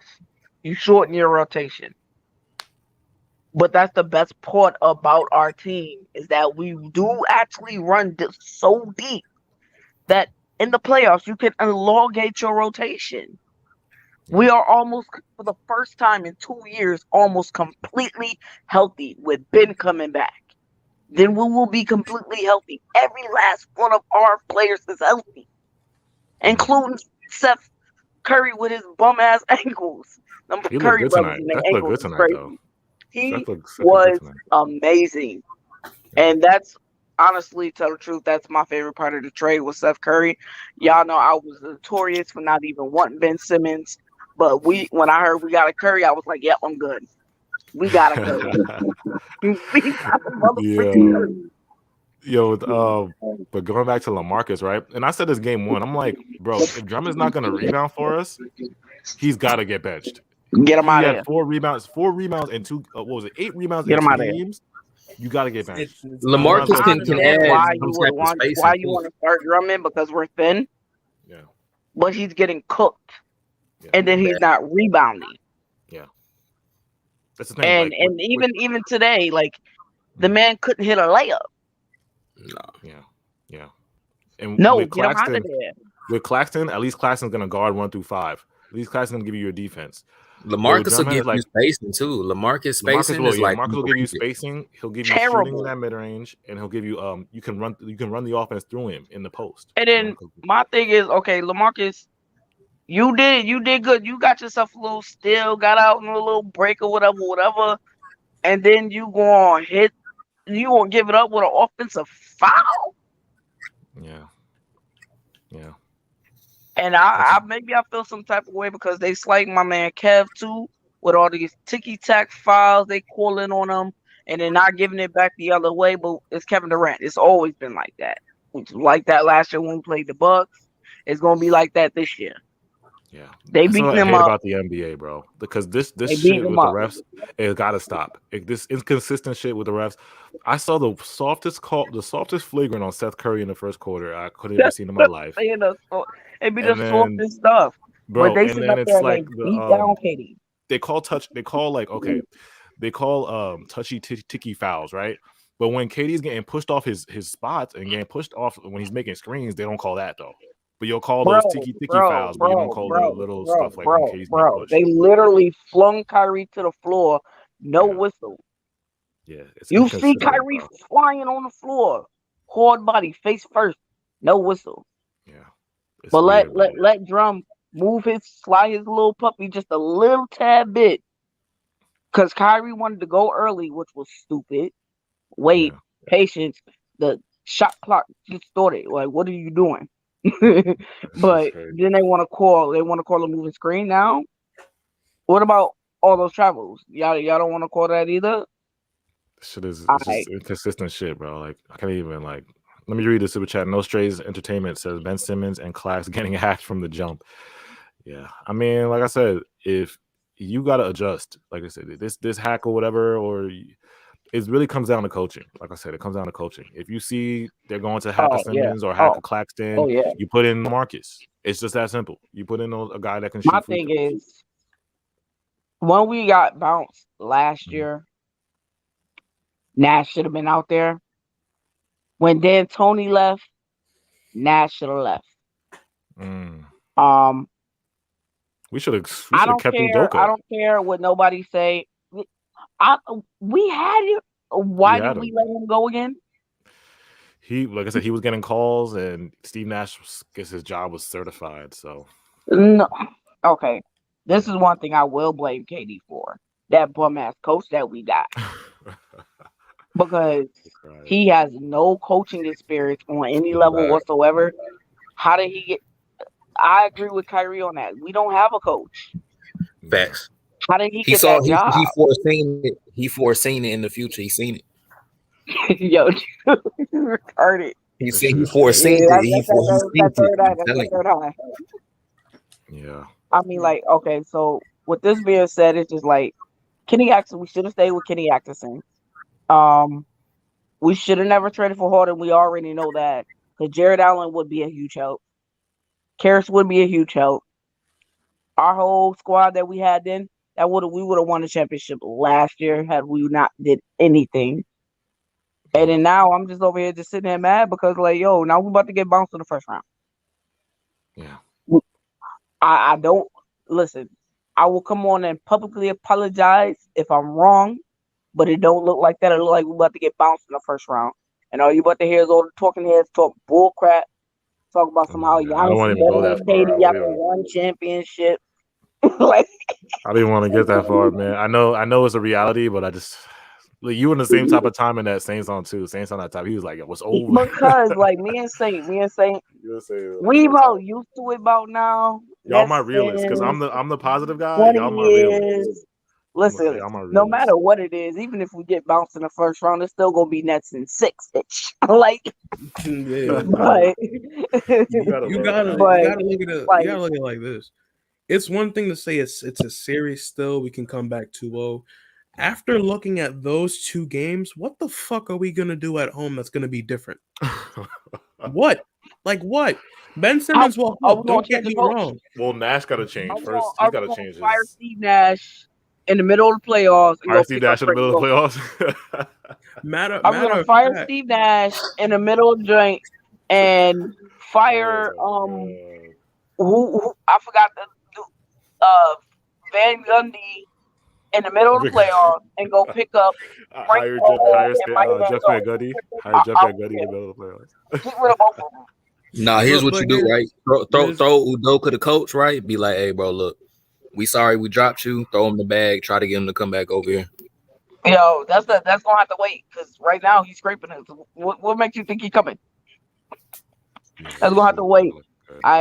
So before the Sixers go ahead and fire Doc, and it's bad for Ben Simmons. If they do fire Doc and it's bad for Ben Simmons, he gonna have to suck it up and go get Doc. Here's my thing. We need a competent, experienced championship coach if we want to win a championship. And you want to get Doc Rivers? I'd take anybody over Steve Nash. You wouldn't take Doc over Steve Nash? I'm saying I don't want Steve Nash, but there's some fucking standards I have. No, bruh, listen. This man religiously chokes. I'll take Mark Jackson. I know, but listen. We know that. Korver over Steve Nash. You'll take Kyle Korver? Javon Carter over Steve Nash. Listen, I'll sit up there and tell Katie, you know what? I know we need you on the floor, but we need you on the sideline too. Because that's what we do right about now anyway. I'd rather be up 3 than possibly get swept. I'd rather be up 3. At least because if we were up 3, right, you playing with Katie and Kyrie. Katie and Kyrie not going to let you go out like that from a 3-1 lead. But at least he can get us to the 3. I don't think Nash is going to get us to the 3. I mean, I don't even know it's going to, like, we could get swept. It's possible. That's what I'm saying. Don't say that, man. Quite frankly, I really wish the Bucks would have got beat by the Suns last year because then Budenholzer would have got 5, and I would have picked up Budenholzer behind. Because I mean, at least you're turning nothing into something. As long as it's something. I will fire Steve Nash and hire Stephen A. Smith. Fact. He's that bad. Yo, I'm crying. Nash is a 1 out of 10. I'm trying to tell you. And you know what's really crazy? Chubbs. What rating would you give Nash? Like, I give him a 1. What would you give him? I give him a 0.5. Can I go into the negative? Oh, you can go into negative? Okay, yeah. He needs to go into the negative. But you know what's crazy? Our defense is not even our weakness right now. It's our offense. Think about it. We didn't lose on defense. It's literally our offense. We have no offensive game plan, and the fact that our defense, while let's be honest, in my opinion, I felt like it picked up in the playoffs. Bro. JT had shut down JT tonight. We shut down JT and we shut down JB until the fourth quarter. Bro, shut them our both down offense is so predictable and so stagnant that it just didn't matter how much the defense we played because it's guaranteed they can just stop it because they know what's coming. Chubbs, what offense? Our offense is literally one button. Play Katie and Kyrie for 40 minutes. Spam the circle button. Shoot. Dribble. Shoot. I think that's the only thing that Nick Wright ever said correctly about this team. Play Katie and Kyrie for 40 minutes. That's our offense. Yeah. Like, this is worse than Rucker Park. Like, this is like teaching two-year-olds at elementary school right about now with our offense. And this is crazy because this is the best. We literally have the best team in the NBA, and we're playing like children. God. Facts. Preach.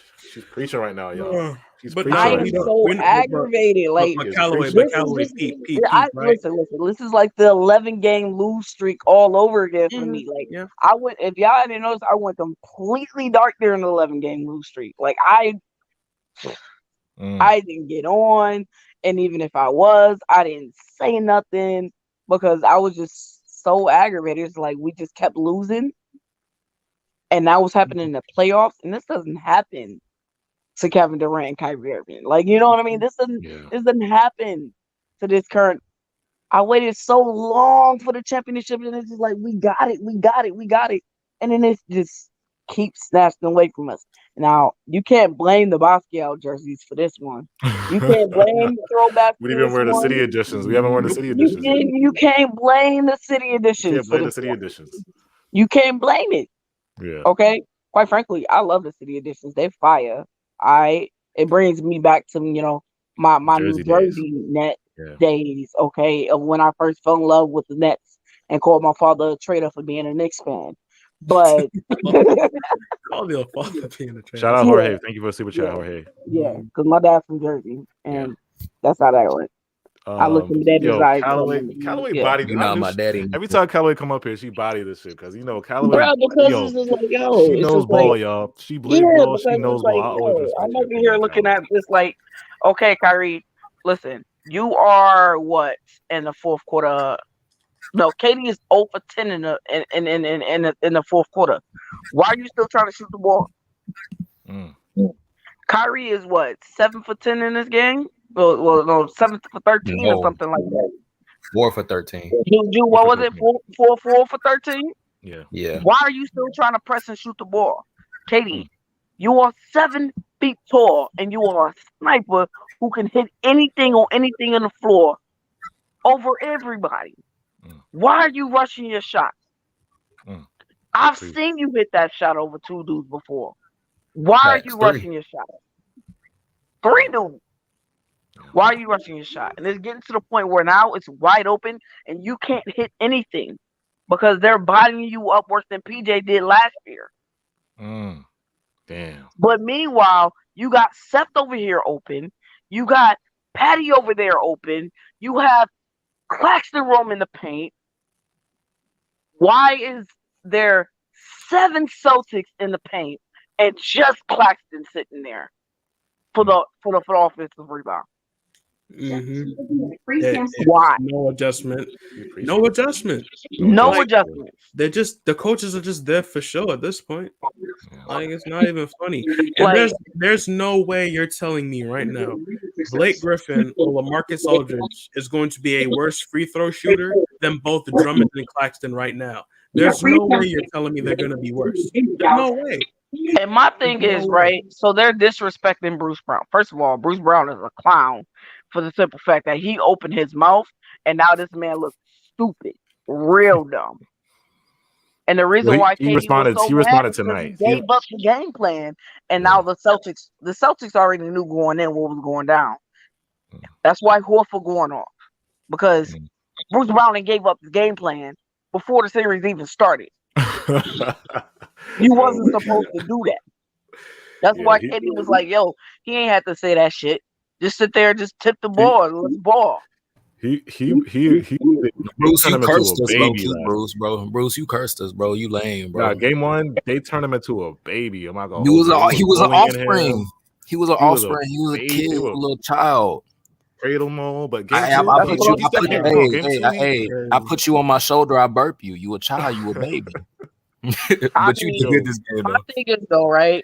So I was looking up my, doing my Nets research, off seasons, and because gotta throw a little GM hat on, Sean Marks the GOAT, but sometimes he gets he need a little help in this area, right? So I'm saying Ben Simmons is eligible for extension. Extend that fool. Kyrie is eligible for extension. You gotta extend him. You have no choice, because if you don't, KD's not the one to sit up there and request a trade. He never has. He always went when he's free to go.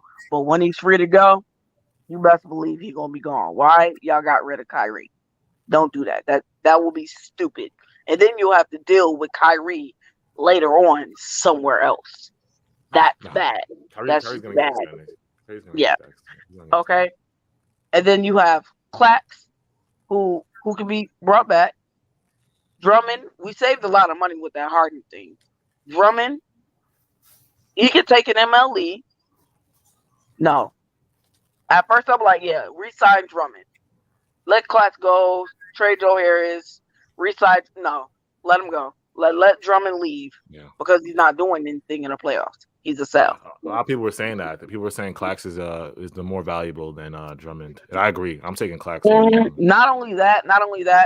If you get rid of Drummond, you can go out there on the open market and find somebody on not even just another wing. As far as the center depth, because LaMarcus is going to retire. First of all, don't retire my boy like that. No. Let's keep it about that man did not come out of retirement. He did not come out of retirement, and when he didn't have to come back to the Nets to ride at the end of the bench. Yeah. I'm not gonna hold you. I'm not even gonna be mad at LaMarcus. If LaMarcus if he gonna dip after this year, I won't be mad, because look what they're doing to my boy. Blake is going to dip too. They brought her. Yeah, Blake's dipping. They retired.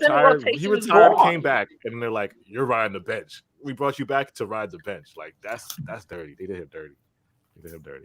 Like, so what? He was one of our better players. That's what's crazy. I could see if he wasn't playing good, but he was playing like a god. He was having a great before he got hurt. He was having a great year. He was having a great year before he got hurt. So what I would do is I will go onto the market and try to find me a cheap stretch 5. Mm-hmm. Because our center rotation is dead, and we need somebody who's a threat from outside, just like everybody else.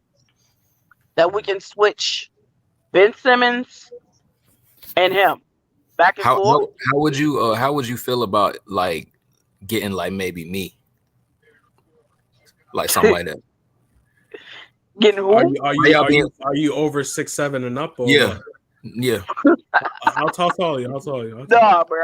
Little 6'10".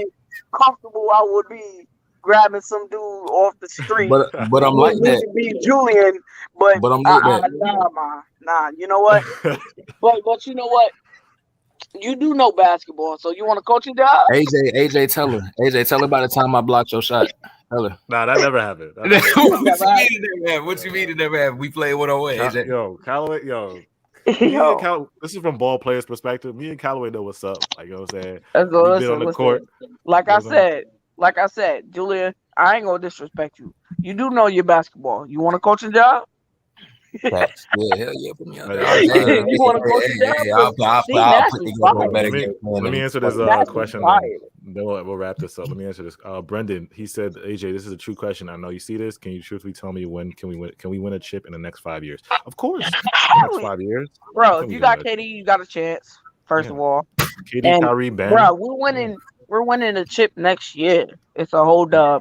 You got if Kyrie doesn't do nothing stupid, I love him, but he's notorious for doing something stupid, and he can stay healthy like he did this year. Be it because he played half the season, and we haven't played the Bucks and Giannis yet. So Giannis, keep your feet away from my man's big ass feet. We're in a great place. Big ass, a lot of young. Hey, big ass Power Ranger boots. Keep them shits over there, bro. We talking about KD having big feet with his foot on the line. Let's talk about Giannis and his dirty playing behind. Oh man! But you know they don't ever want to talk about that because he's such a great guy. Nah, Giannis is a dirty basketball player. We see you, Giannis. We see you. I don't want to start talking about next year though, man. I still think we have. Bro, we're competitive right now. Like I think next year. We'll talk about next year later. This is if we just had a decent coach, best team in the NBA. Yeah, the best shot outside of the Bucks to win a championship is we'll say it's the Bucks. Then it'll be us, the Celtics, the Warriors, and the Suns. Yeah. Those are the only teams that really have a legit shot to win the championship. I would say if we just we wind up getting coach, we out of that. Facts. And I just don't see the way that we playing right now. Because I can understand if this game was like the last, like game one, and it came down to a buzzer beater, heartbreaker, or it was within 5 points. It wasn't. I would say if we had a better coach, like we could win, like we could do good in this series, bro. It's not like we lost the last. Julie, I'm telling you better go up there and holler at Sean Marks. And then we was up this game by 15. It's not like they're so much better than us. It's not like we can't compete. I really think if we just had a coach, obviously we're gonna make other changes in the offseason, Steve, bro. But if we had a good coach right now, Steve Kerr. Yeah, like I would say we could win. I would say we could win, but bro, the coach is holding us back so much, bro. I mean, like, yo, to tell the truth, like I said, anybody will fair to do other than Nash right now. I don't understand how he got this job because he has zero coach. I would take a bad coach over Steve Nash because Steve Nash is not a coach. He's a trainer. And that's how he got that connection with KD. He was KD's trainer in Golden State. Yeah. He was a performance trainer, I think it was. And he's a performance trainer. He can get your body right. He was a good basketball player, but that doesn't translate into coaching. Because you have to learn to draw up plays, make in-game adjustments, make beginning-of-game adjustments. I feel like, you know how all there throughout the season we're complaining about having to battle back into the game? Think about it. Yeah. Maybe that's the better strategy. Yeah. Battle back into the game. Yeah. Because every time we had to battle back into the game, we won. I would rather be down by 10 points in the first quarter than to be down by 10 points in the fourth quarter. We used to be a second half team. If we can't focus and lock in for 4 quarters, even in the playoffs, like last year, we couldn't do it either, though. But guess what? We still blew the Celtics out. Mm-hmm. Jaylen Brown or no Jaylen Brown. Jaylen Brown is good, but he ain't that damn good. JT's the real star. I've seen JT while he was in college saying that was about to be that boy. He was a guy. He was a god in college. He was a god in college. Kobe was molding him too. Kobe was molding JT to be this good, bro. These Kobe descendants, they coming for him. Yeah. And to tell the truth, I thought Kyrie was good. I thought Kyrie was a Kobe descendant, bro. He looked at JT. Oh, no, yeah, right. You talking about game wise? Oh no, D Book and JT That's are what I'm like saying. mirror. Like It's I like thought, Kobe. It's looking into a Kobe mirror. Kyrie. Listen. Yeah. I thought Kyrie was a Kobe product, but D Book and JT. Yeah. Nah, man. Those are like his sons that he never had. It's like Kobe. It's like Kobe reincarnated with them two. Yeah, like Kobe was like, okay, well, I'm gonna get a snake head to you, and I'm gonna get a venom to you, like. Yeah. But it's just like let me wrap this up because I gotta this get game. a drink or do something. I'm gonna be depressed for like another 3 days. Or I'm gonna be depressed for another 3 days. Like Okay, so basically what I'm saying is like, yo, if we don't win next game, it's a wrap. Pack it up. That's your last words. Don't let those be your last words. Yeah, no. Give us some positivity. Give us some positivity for the last words. Yeah, we gonna win. Ben Simmons gonna come back. I'm gonna come and coach the Nets because these guys don't know what he's doing. She said, "I'm gonna come coach the Nets." I'm gonna come and coach the Nets for free, so we don't have to. I don't care. Listen, I get to be around Kevin Durant all day, so I'm good. You feel me? I'm gonna come up. I'm gonna come through. I'm gonna come up there and I'm gonna coach the Nets, and then we're gonna win a championship. And then, the Bucks ain't we gonna sweep the Bucks. Positivity. I like that. Listen. I'm gonna even go into the front office and I'm gonna help Sean Marks, and we're gonna sign PJ Tucker, so we don't have to deal with him no more. Yo, this positivity went too far. Him. Honestly, we should have signed PJ Tucker. That's the best Cajun defender out there. All right, Callaway. Appreciate again. Shout out to Callaway. Like I said, she knows. I always respect your opinion because, like I said, players, you guys, we've been through it. You know what I'm saying? We've been through it, so it's like it's a different. We have Meanwhile, Chicago is beating Milwaukee 101 to 89. Yes, sir. Damn, wait, Chicago winning? Really? Yes, Chicago was winning. Wow, Who was their coach? I thought they were about to get swept. I thought they were too. Yeah. But also, I thought the Sixers were going to get swept, and they up 2-0 on the Raptors. Yeah. Oh, I know it's time to get out of here. The trolls are in the chat now. Yeah, they spamming the trolls. Here's the thing with y'all trolls. There's probably so many Celtics channels. Why are y'all here? Why are y'all? You gotta hit the troll music for the one time. The troll music. All right, we gotta play the troll music for the one time. The trolls is here. They've landed. I see sweep. The sweep is getting spammed.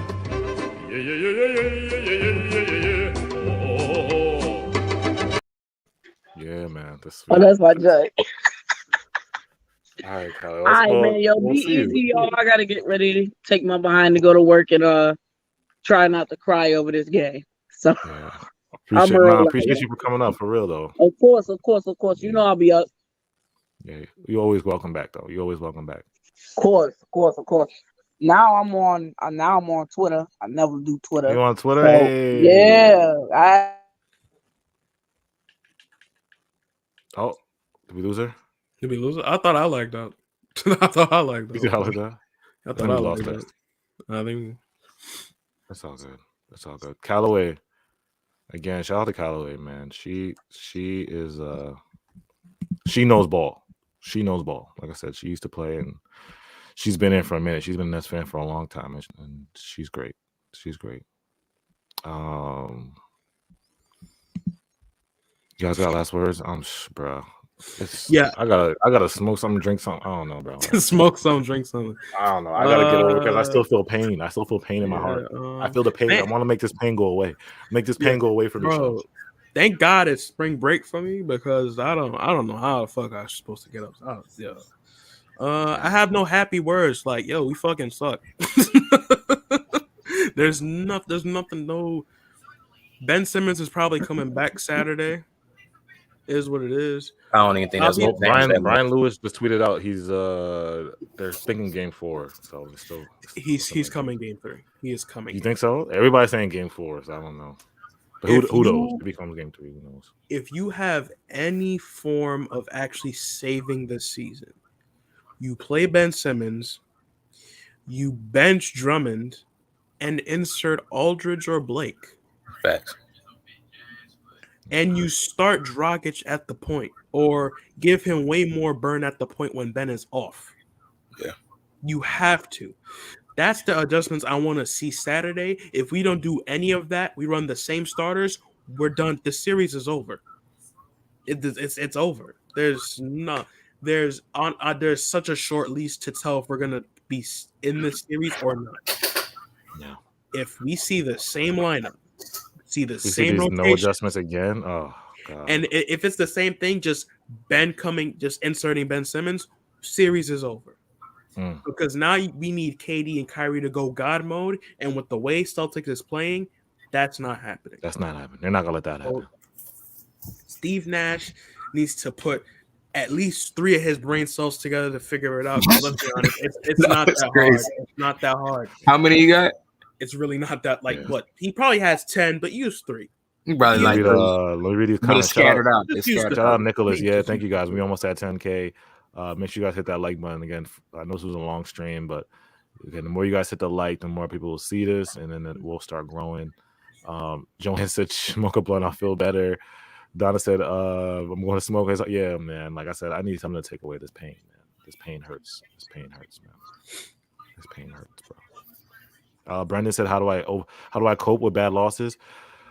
It's hard. Like I said, like sometimes I don't even want to come up here and talk to you guys like after games like this, but I know like this is our vent, so I let people vent and I let people call me. You gotta stand 10 toes down. Yeah. Even if we, like I said, even if we get, God forbid, we're not gonna get bounced out. I'm not gonna say that, but even if that happens, like we'll still be up here. Like I said, thick and thin, off season, anything that happens to the Nets, we're still gonna be here.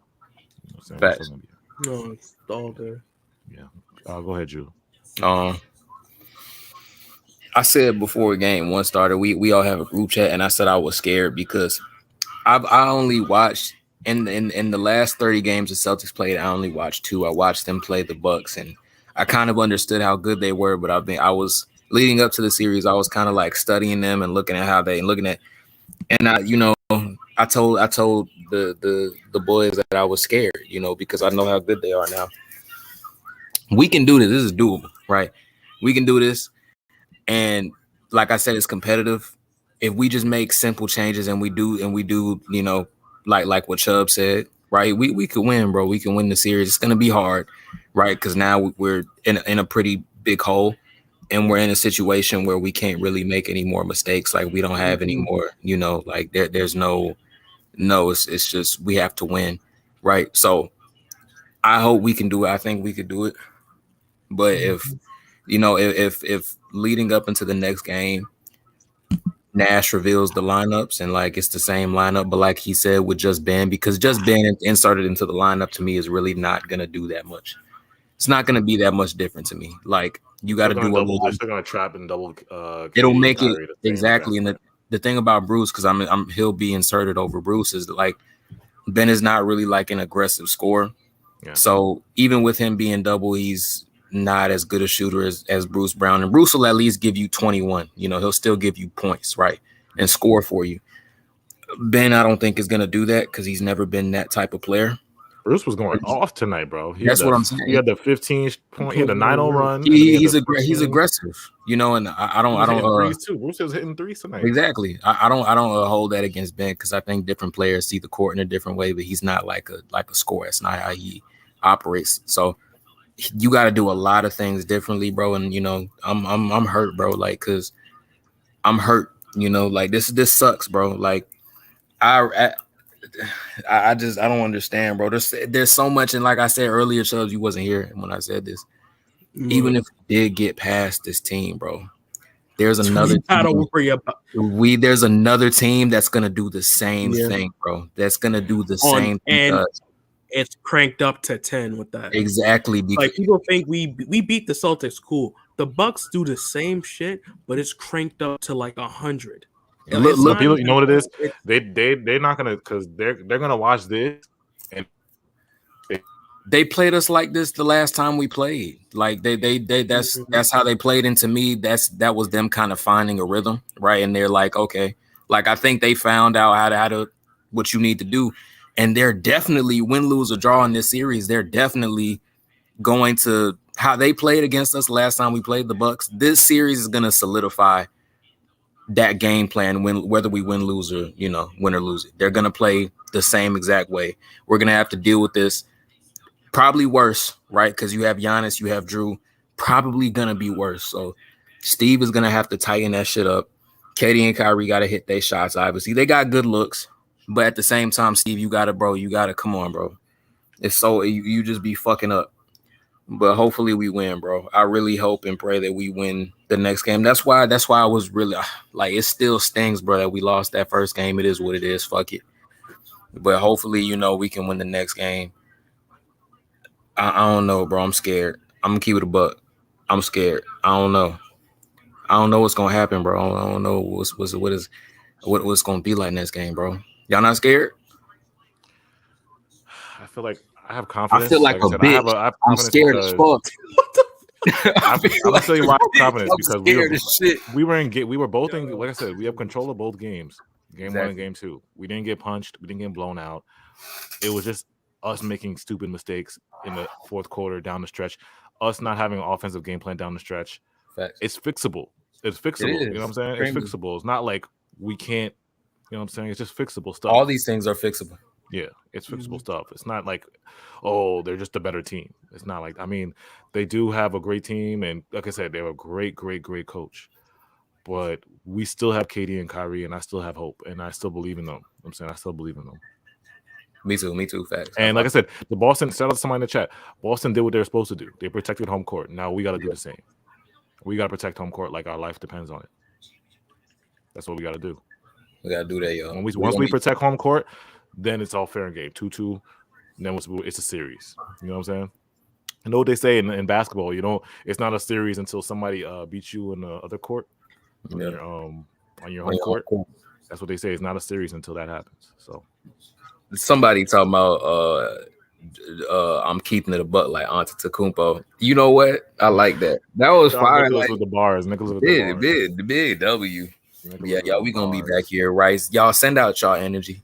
Send out your key, your chakra. Send it out into the air. Yeah. Who that? Oh, that's Katie. Yeah. We need the Kyrie one too. Make a junior one. You gotta make one with both of them.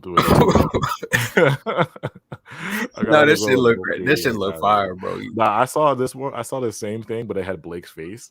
They had one. I was like, yo, no, bro. Out here. You gotta hit that. You remember in Star Wars when she was like, help us, Obi-Wan Kenobi, you're our only hope. You gotta do the KD, bro. Help us, Kevin Durant.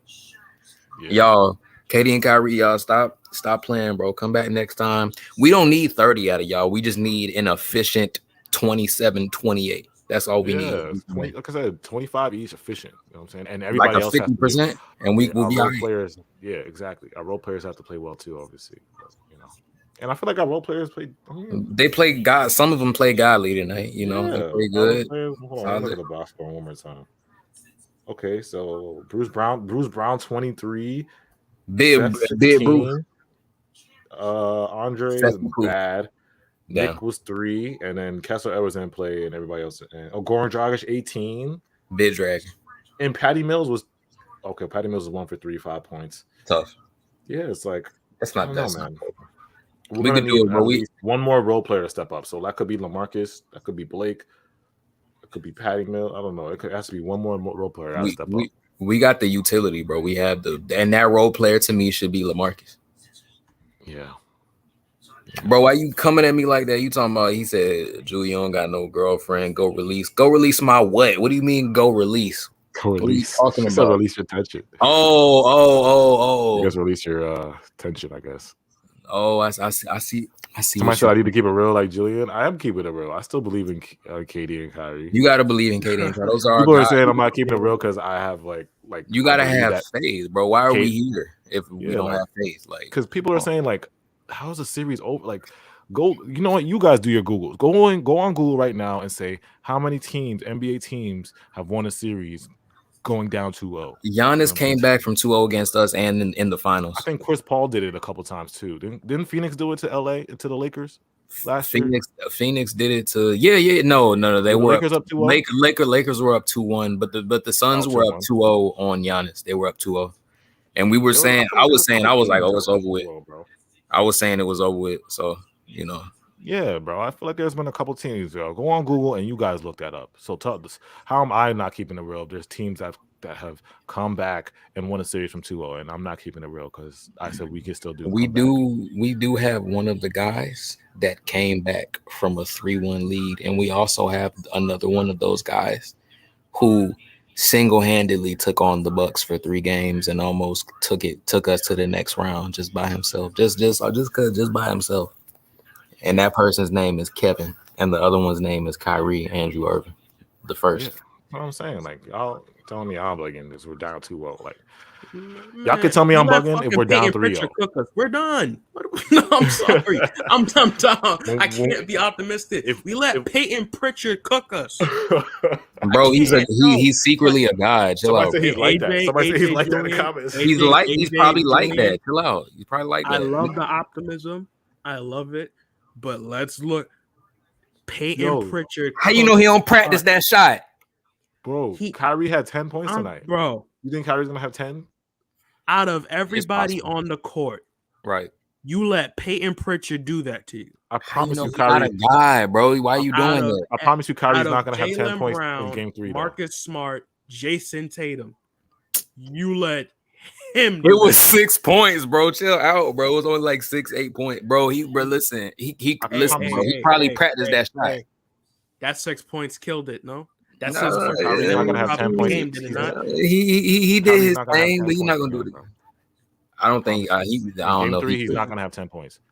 And shout out, Bing Boy, Bing Boy. He said, with 30 seconds, the Nets quit. Gave up mentality is over. Don't forget that. Yeah, they did quit. 120 said, I don't know, but I don't see us losing in the first round. Shout out to I Want 120. Appreciate the positivity. Somebody said, oh, shout out to you, bro. He said 2019 Raptors. Shout out Anthony Davis. 2019 Raptors against the Bucks. Oh, yeah. Like I said, I tell you, it happens. It's rare, but we have the personnel to do that, but it's looking rough right now. We have to as soon as we figure out the lineups, like I said, that's all I need to see, and if we can do something different, I'll have hope. Maybe we can win the game, and then I think we'll all feel a lot better, but it's going to be rough regardless. Yeah.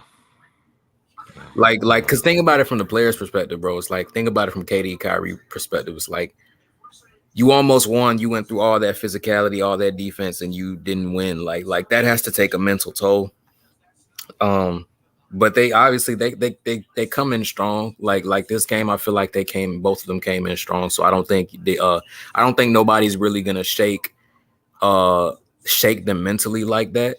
Like I think they're gonna come into every game like trying to kill. So, but we'll see. Next game is pretty much it. Like if we have a chance for the series, we'll know next game. So yeah, next game is do or die. It is. It's game 7 next game. That's low key. I feel like Peyton Pritchard is kind of better than Shout out Callaway. She said we let Horford cook us. F that. Nah, Marcus Smart hit a jelly layup on fucking. Marcus Smart had a bad game tonight, but he hit a jelly on Andre, bro. I'm like, drumming. Al Horford had 16. I mean, he didn't have the 20, but he still shot well from 3. He was 3 for 6. Oh, actually, he did have a decent game. 16, 6 rebounds, 3 for 6 from 3, and 6 for 10. Yeah, he did have a good game. But it wasn't like game 1, he cooked us. He had like 20 and 15. Like he had like 20 bars. Yeah, y'all casual. About tonight? Not yet. You don't know the worst part about tonight? Kyrie broke his fast, right? So when he went to the locker room, we all shout ourselves like, "Oh shit, he might be injured," but he broke his. Oh my god, bro! So think about it. In Boston, like the reputation Boston gets. It's believed some of their fans are not fond of people of a certain hue, racist, of a certain color. And what do they give Kyrie to break his fast? A black man in Boston? A fucking banana. Oh no! Wait! I didn't even realize that. That's crazy. Like, did nobody catch that? I didn't catch that. I thought. What? How you know he ain't? Nah, that was OG. That was kind of. I'm not gonna lie. That looked crazy because in Like, Boston no, that looked crazy. Yeah, like no one saw him bite the banana, and that was a crazy. Nah, how you know he ain't asked for the banana? How you know? What if he? Nah, he had like a Tupperware. Like it looked like he had like a whole meal in the little Tupperware. But then I was like, where did the banana come from? Why they gave him the banana? Because last time, I ain't gonna lie. Last time he did have a fruit cup. Last time, so why wouldn't he have a fruit? They probably ate. That'd have been crazy, bro, if they gave him a banana. Yeah. He was eating the fuck out that shit, bro. At first, when he sat down, I was like, bro, why the fuck? And then I Rage that banana has potassium though. Yeah, got that, bro. Bananas are a S tier superfood. I mean, New Jersey Flip said, "Stop with the race card, bro." Bro, it's Boston. They got a bad history. Chill out. We all know Boston. Bro, I'm not even saying it, but it's a possibility. It can happen. I'm just saying in Boston, I hate Boston. The reputation is bad enough as it is. Obviously, I'm not saying that they're that, but the reputation is bad enough. It's possible. And it's a very bad look. A black man who was already called out the fan base for being very racist to receive a fucking banana. And the camera look at him, peel the said banana, and sit on the court side. It's a bad look. The man said, "Receive a banana." That's crazy. F Boston, man. I hate Boston, man. We gonna come back. It's not over yet. The Patriots, F the Red Sox, I don't even care. F Tom Brady. I know he's not there anymore, but still, F Boston Bruins, F the TD Garden, everything Boston. I hate you. I hate Boston. I hate Boston with a passion. And I'm praying. God, praying. Let me come back and win this series. Oh, God. Because I cannot stand Boston. Cannot stand Boston, man. Oh, man. All right, guys. Make sure you guys, you guys are the worst. Why are you here then? Get the fuck out. Like, why are y'all here? Who said that? It don't matter. Like y'all obviously are not fans of us, so why are y'all here? Now there's a whole bunch of Celtic fans in here. That's why he's tight. Like, these are probably all guys from Boston. That's sort of like because I just disrespected Boston. I don't understand it. Like leave. Like what? I hate Boston, bro. Look at it. Evan, what is your last name? What the fuck? Oh fuck out of it. Last time the Boston Celtics won, what was that? Like 2002? No, was it 2007? No, not fuck Udoka. He's I respect him, but no. Udoka's the only person on that Celtics team. He's the only person in Boston that I probably like because he was with us. Yeah. All right, y'all, man. We gonna be back. You know, it's we all gotta, bro. We all gotta, like I said, we all gotta like watch the game and stuff, and we all gotta, hey man, we gotta put out that energy so we can, if we win this game, bro, we still got life. We still breathing. Yeah. Look, I could tell all the Boston fans in it. When I said F Boston, I could tell all the Boston people are in here now. Yeah. Y'all got y'all Brooklyn babies. It's okay. Y'all are literally these spoiled rich kids of the sports world. Yeah, like it's not even, like y'all deadass are guaranteed a chip every 5 years, and every team is manufactured. None of your teams are manufactured from the ground up. Literally none of them. Boston, y'all never be better than the spoiled ass better than Boston, bro. New York will always be better than Boston. Facts. All right, y'all. I'm gonna see y'all. Yeah, I'm gonna hit y'all in the group chat. Follow us. You know how it is. We'll be back. Saturday is the big game, man. Saturday, the biggest game. I'm gonna be on the court. Yeah.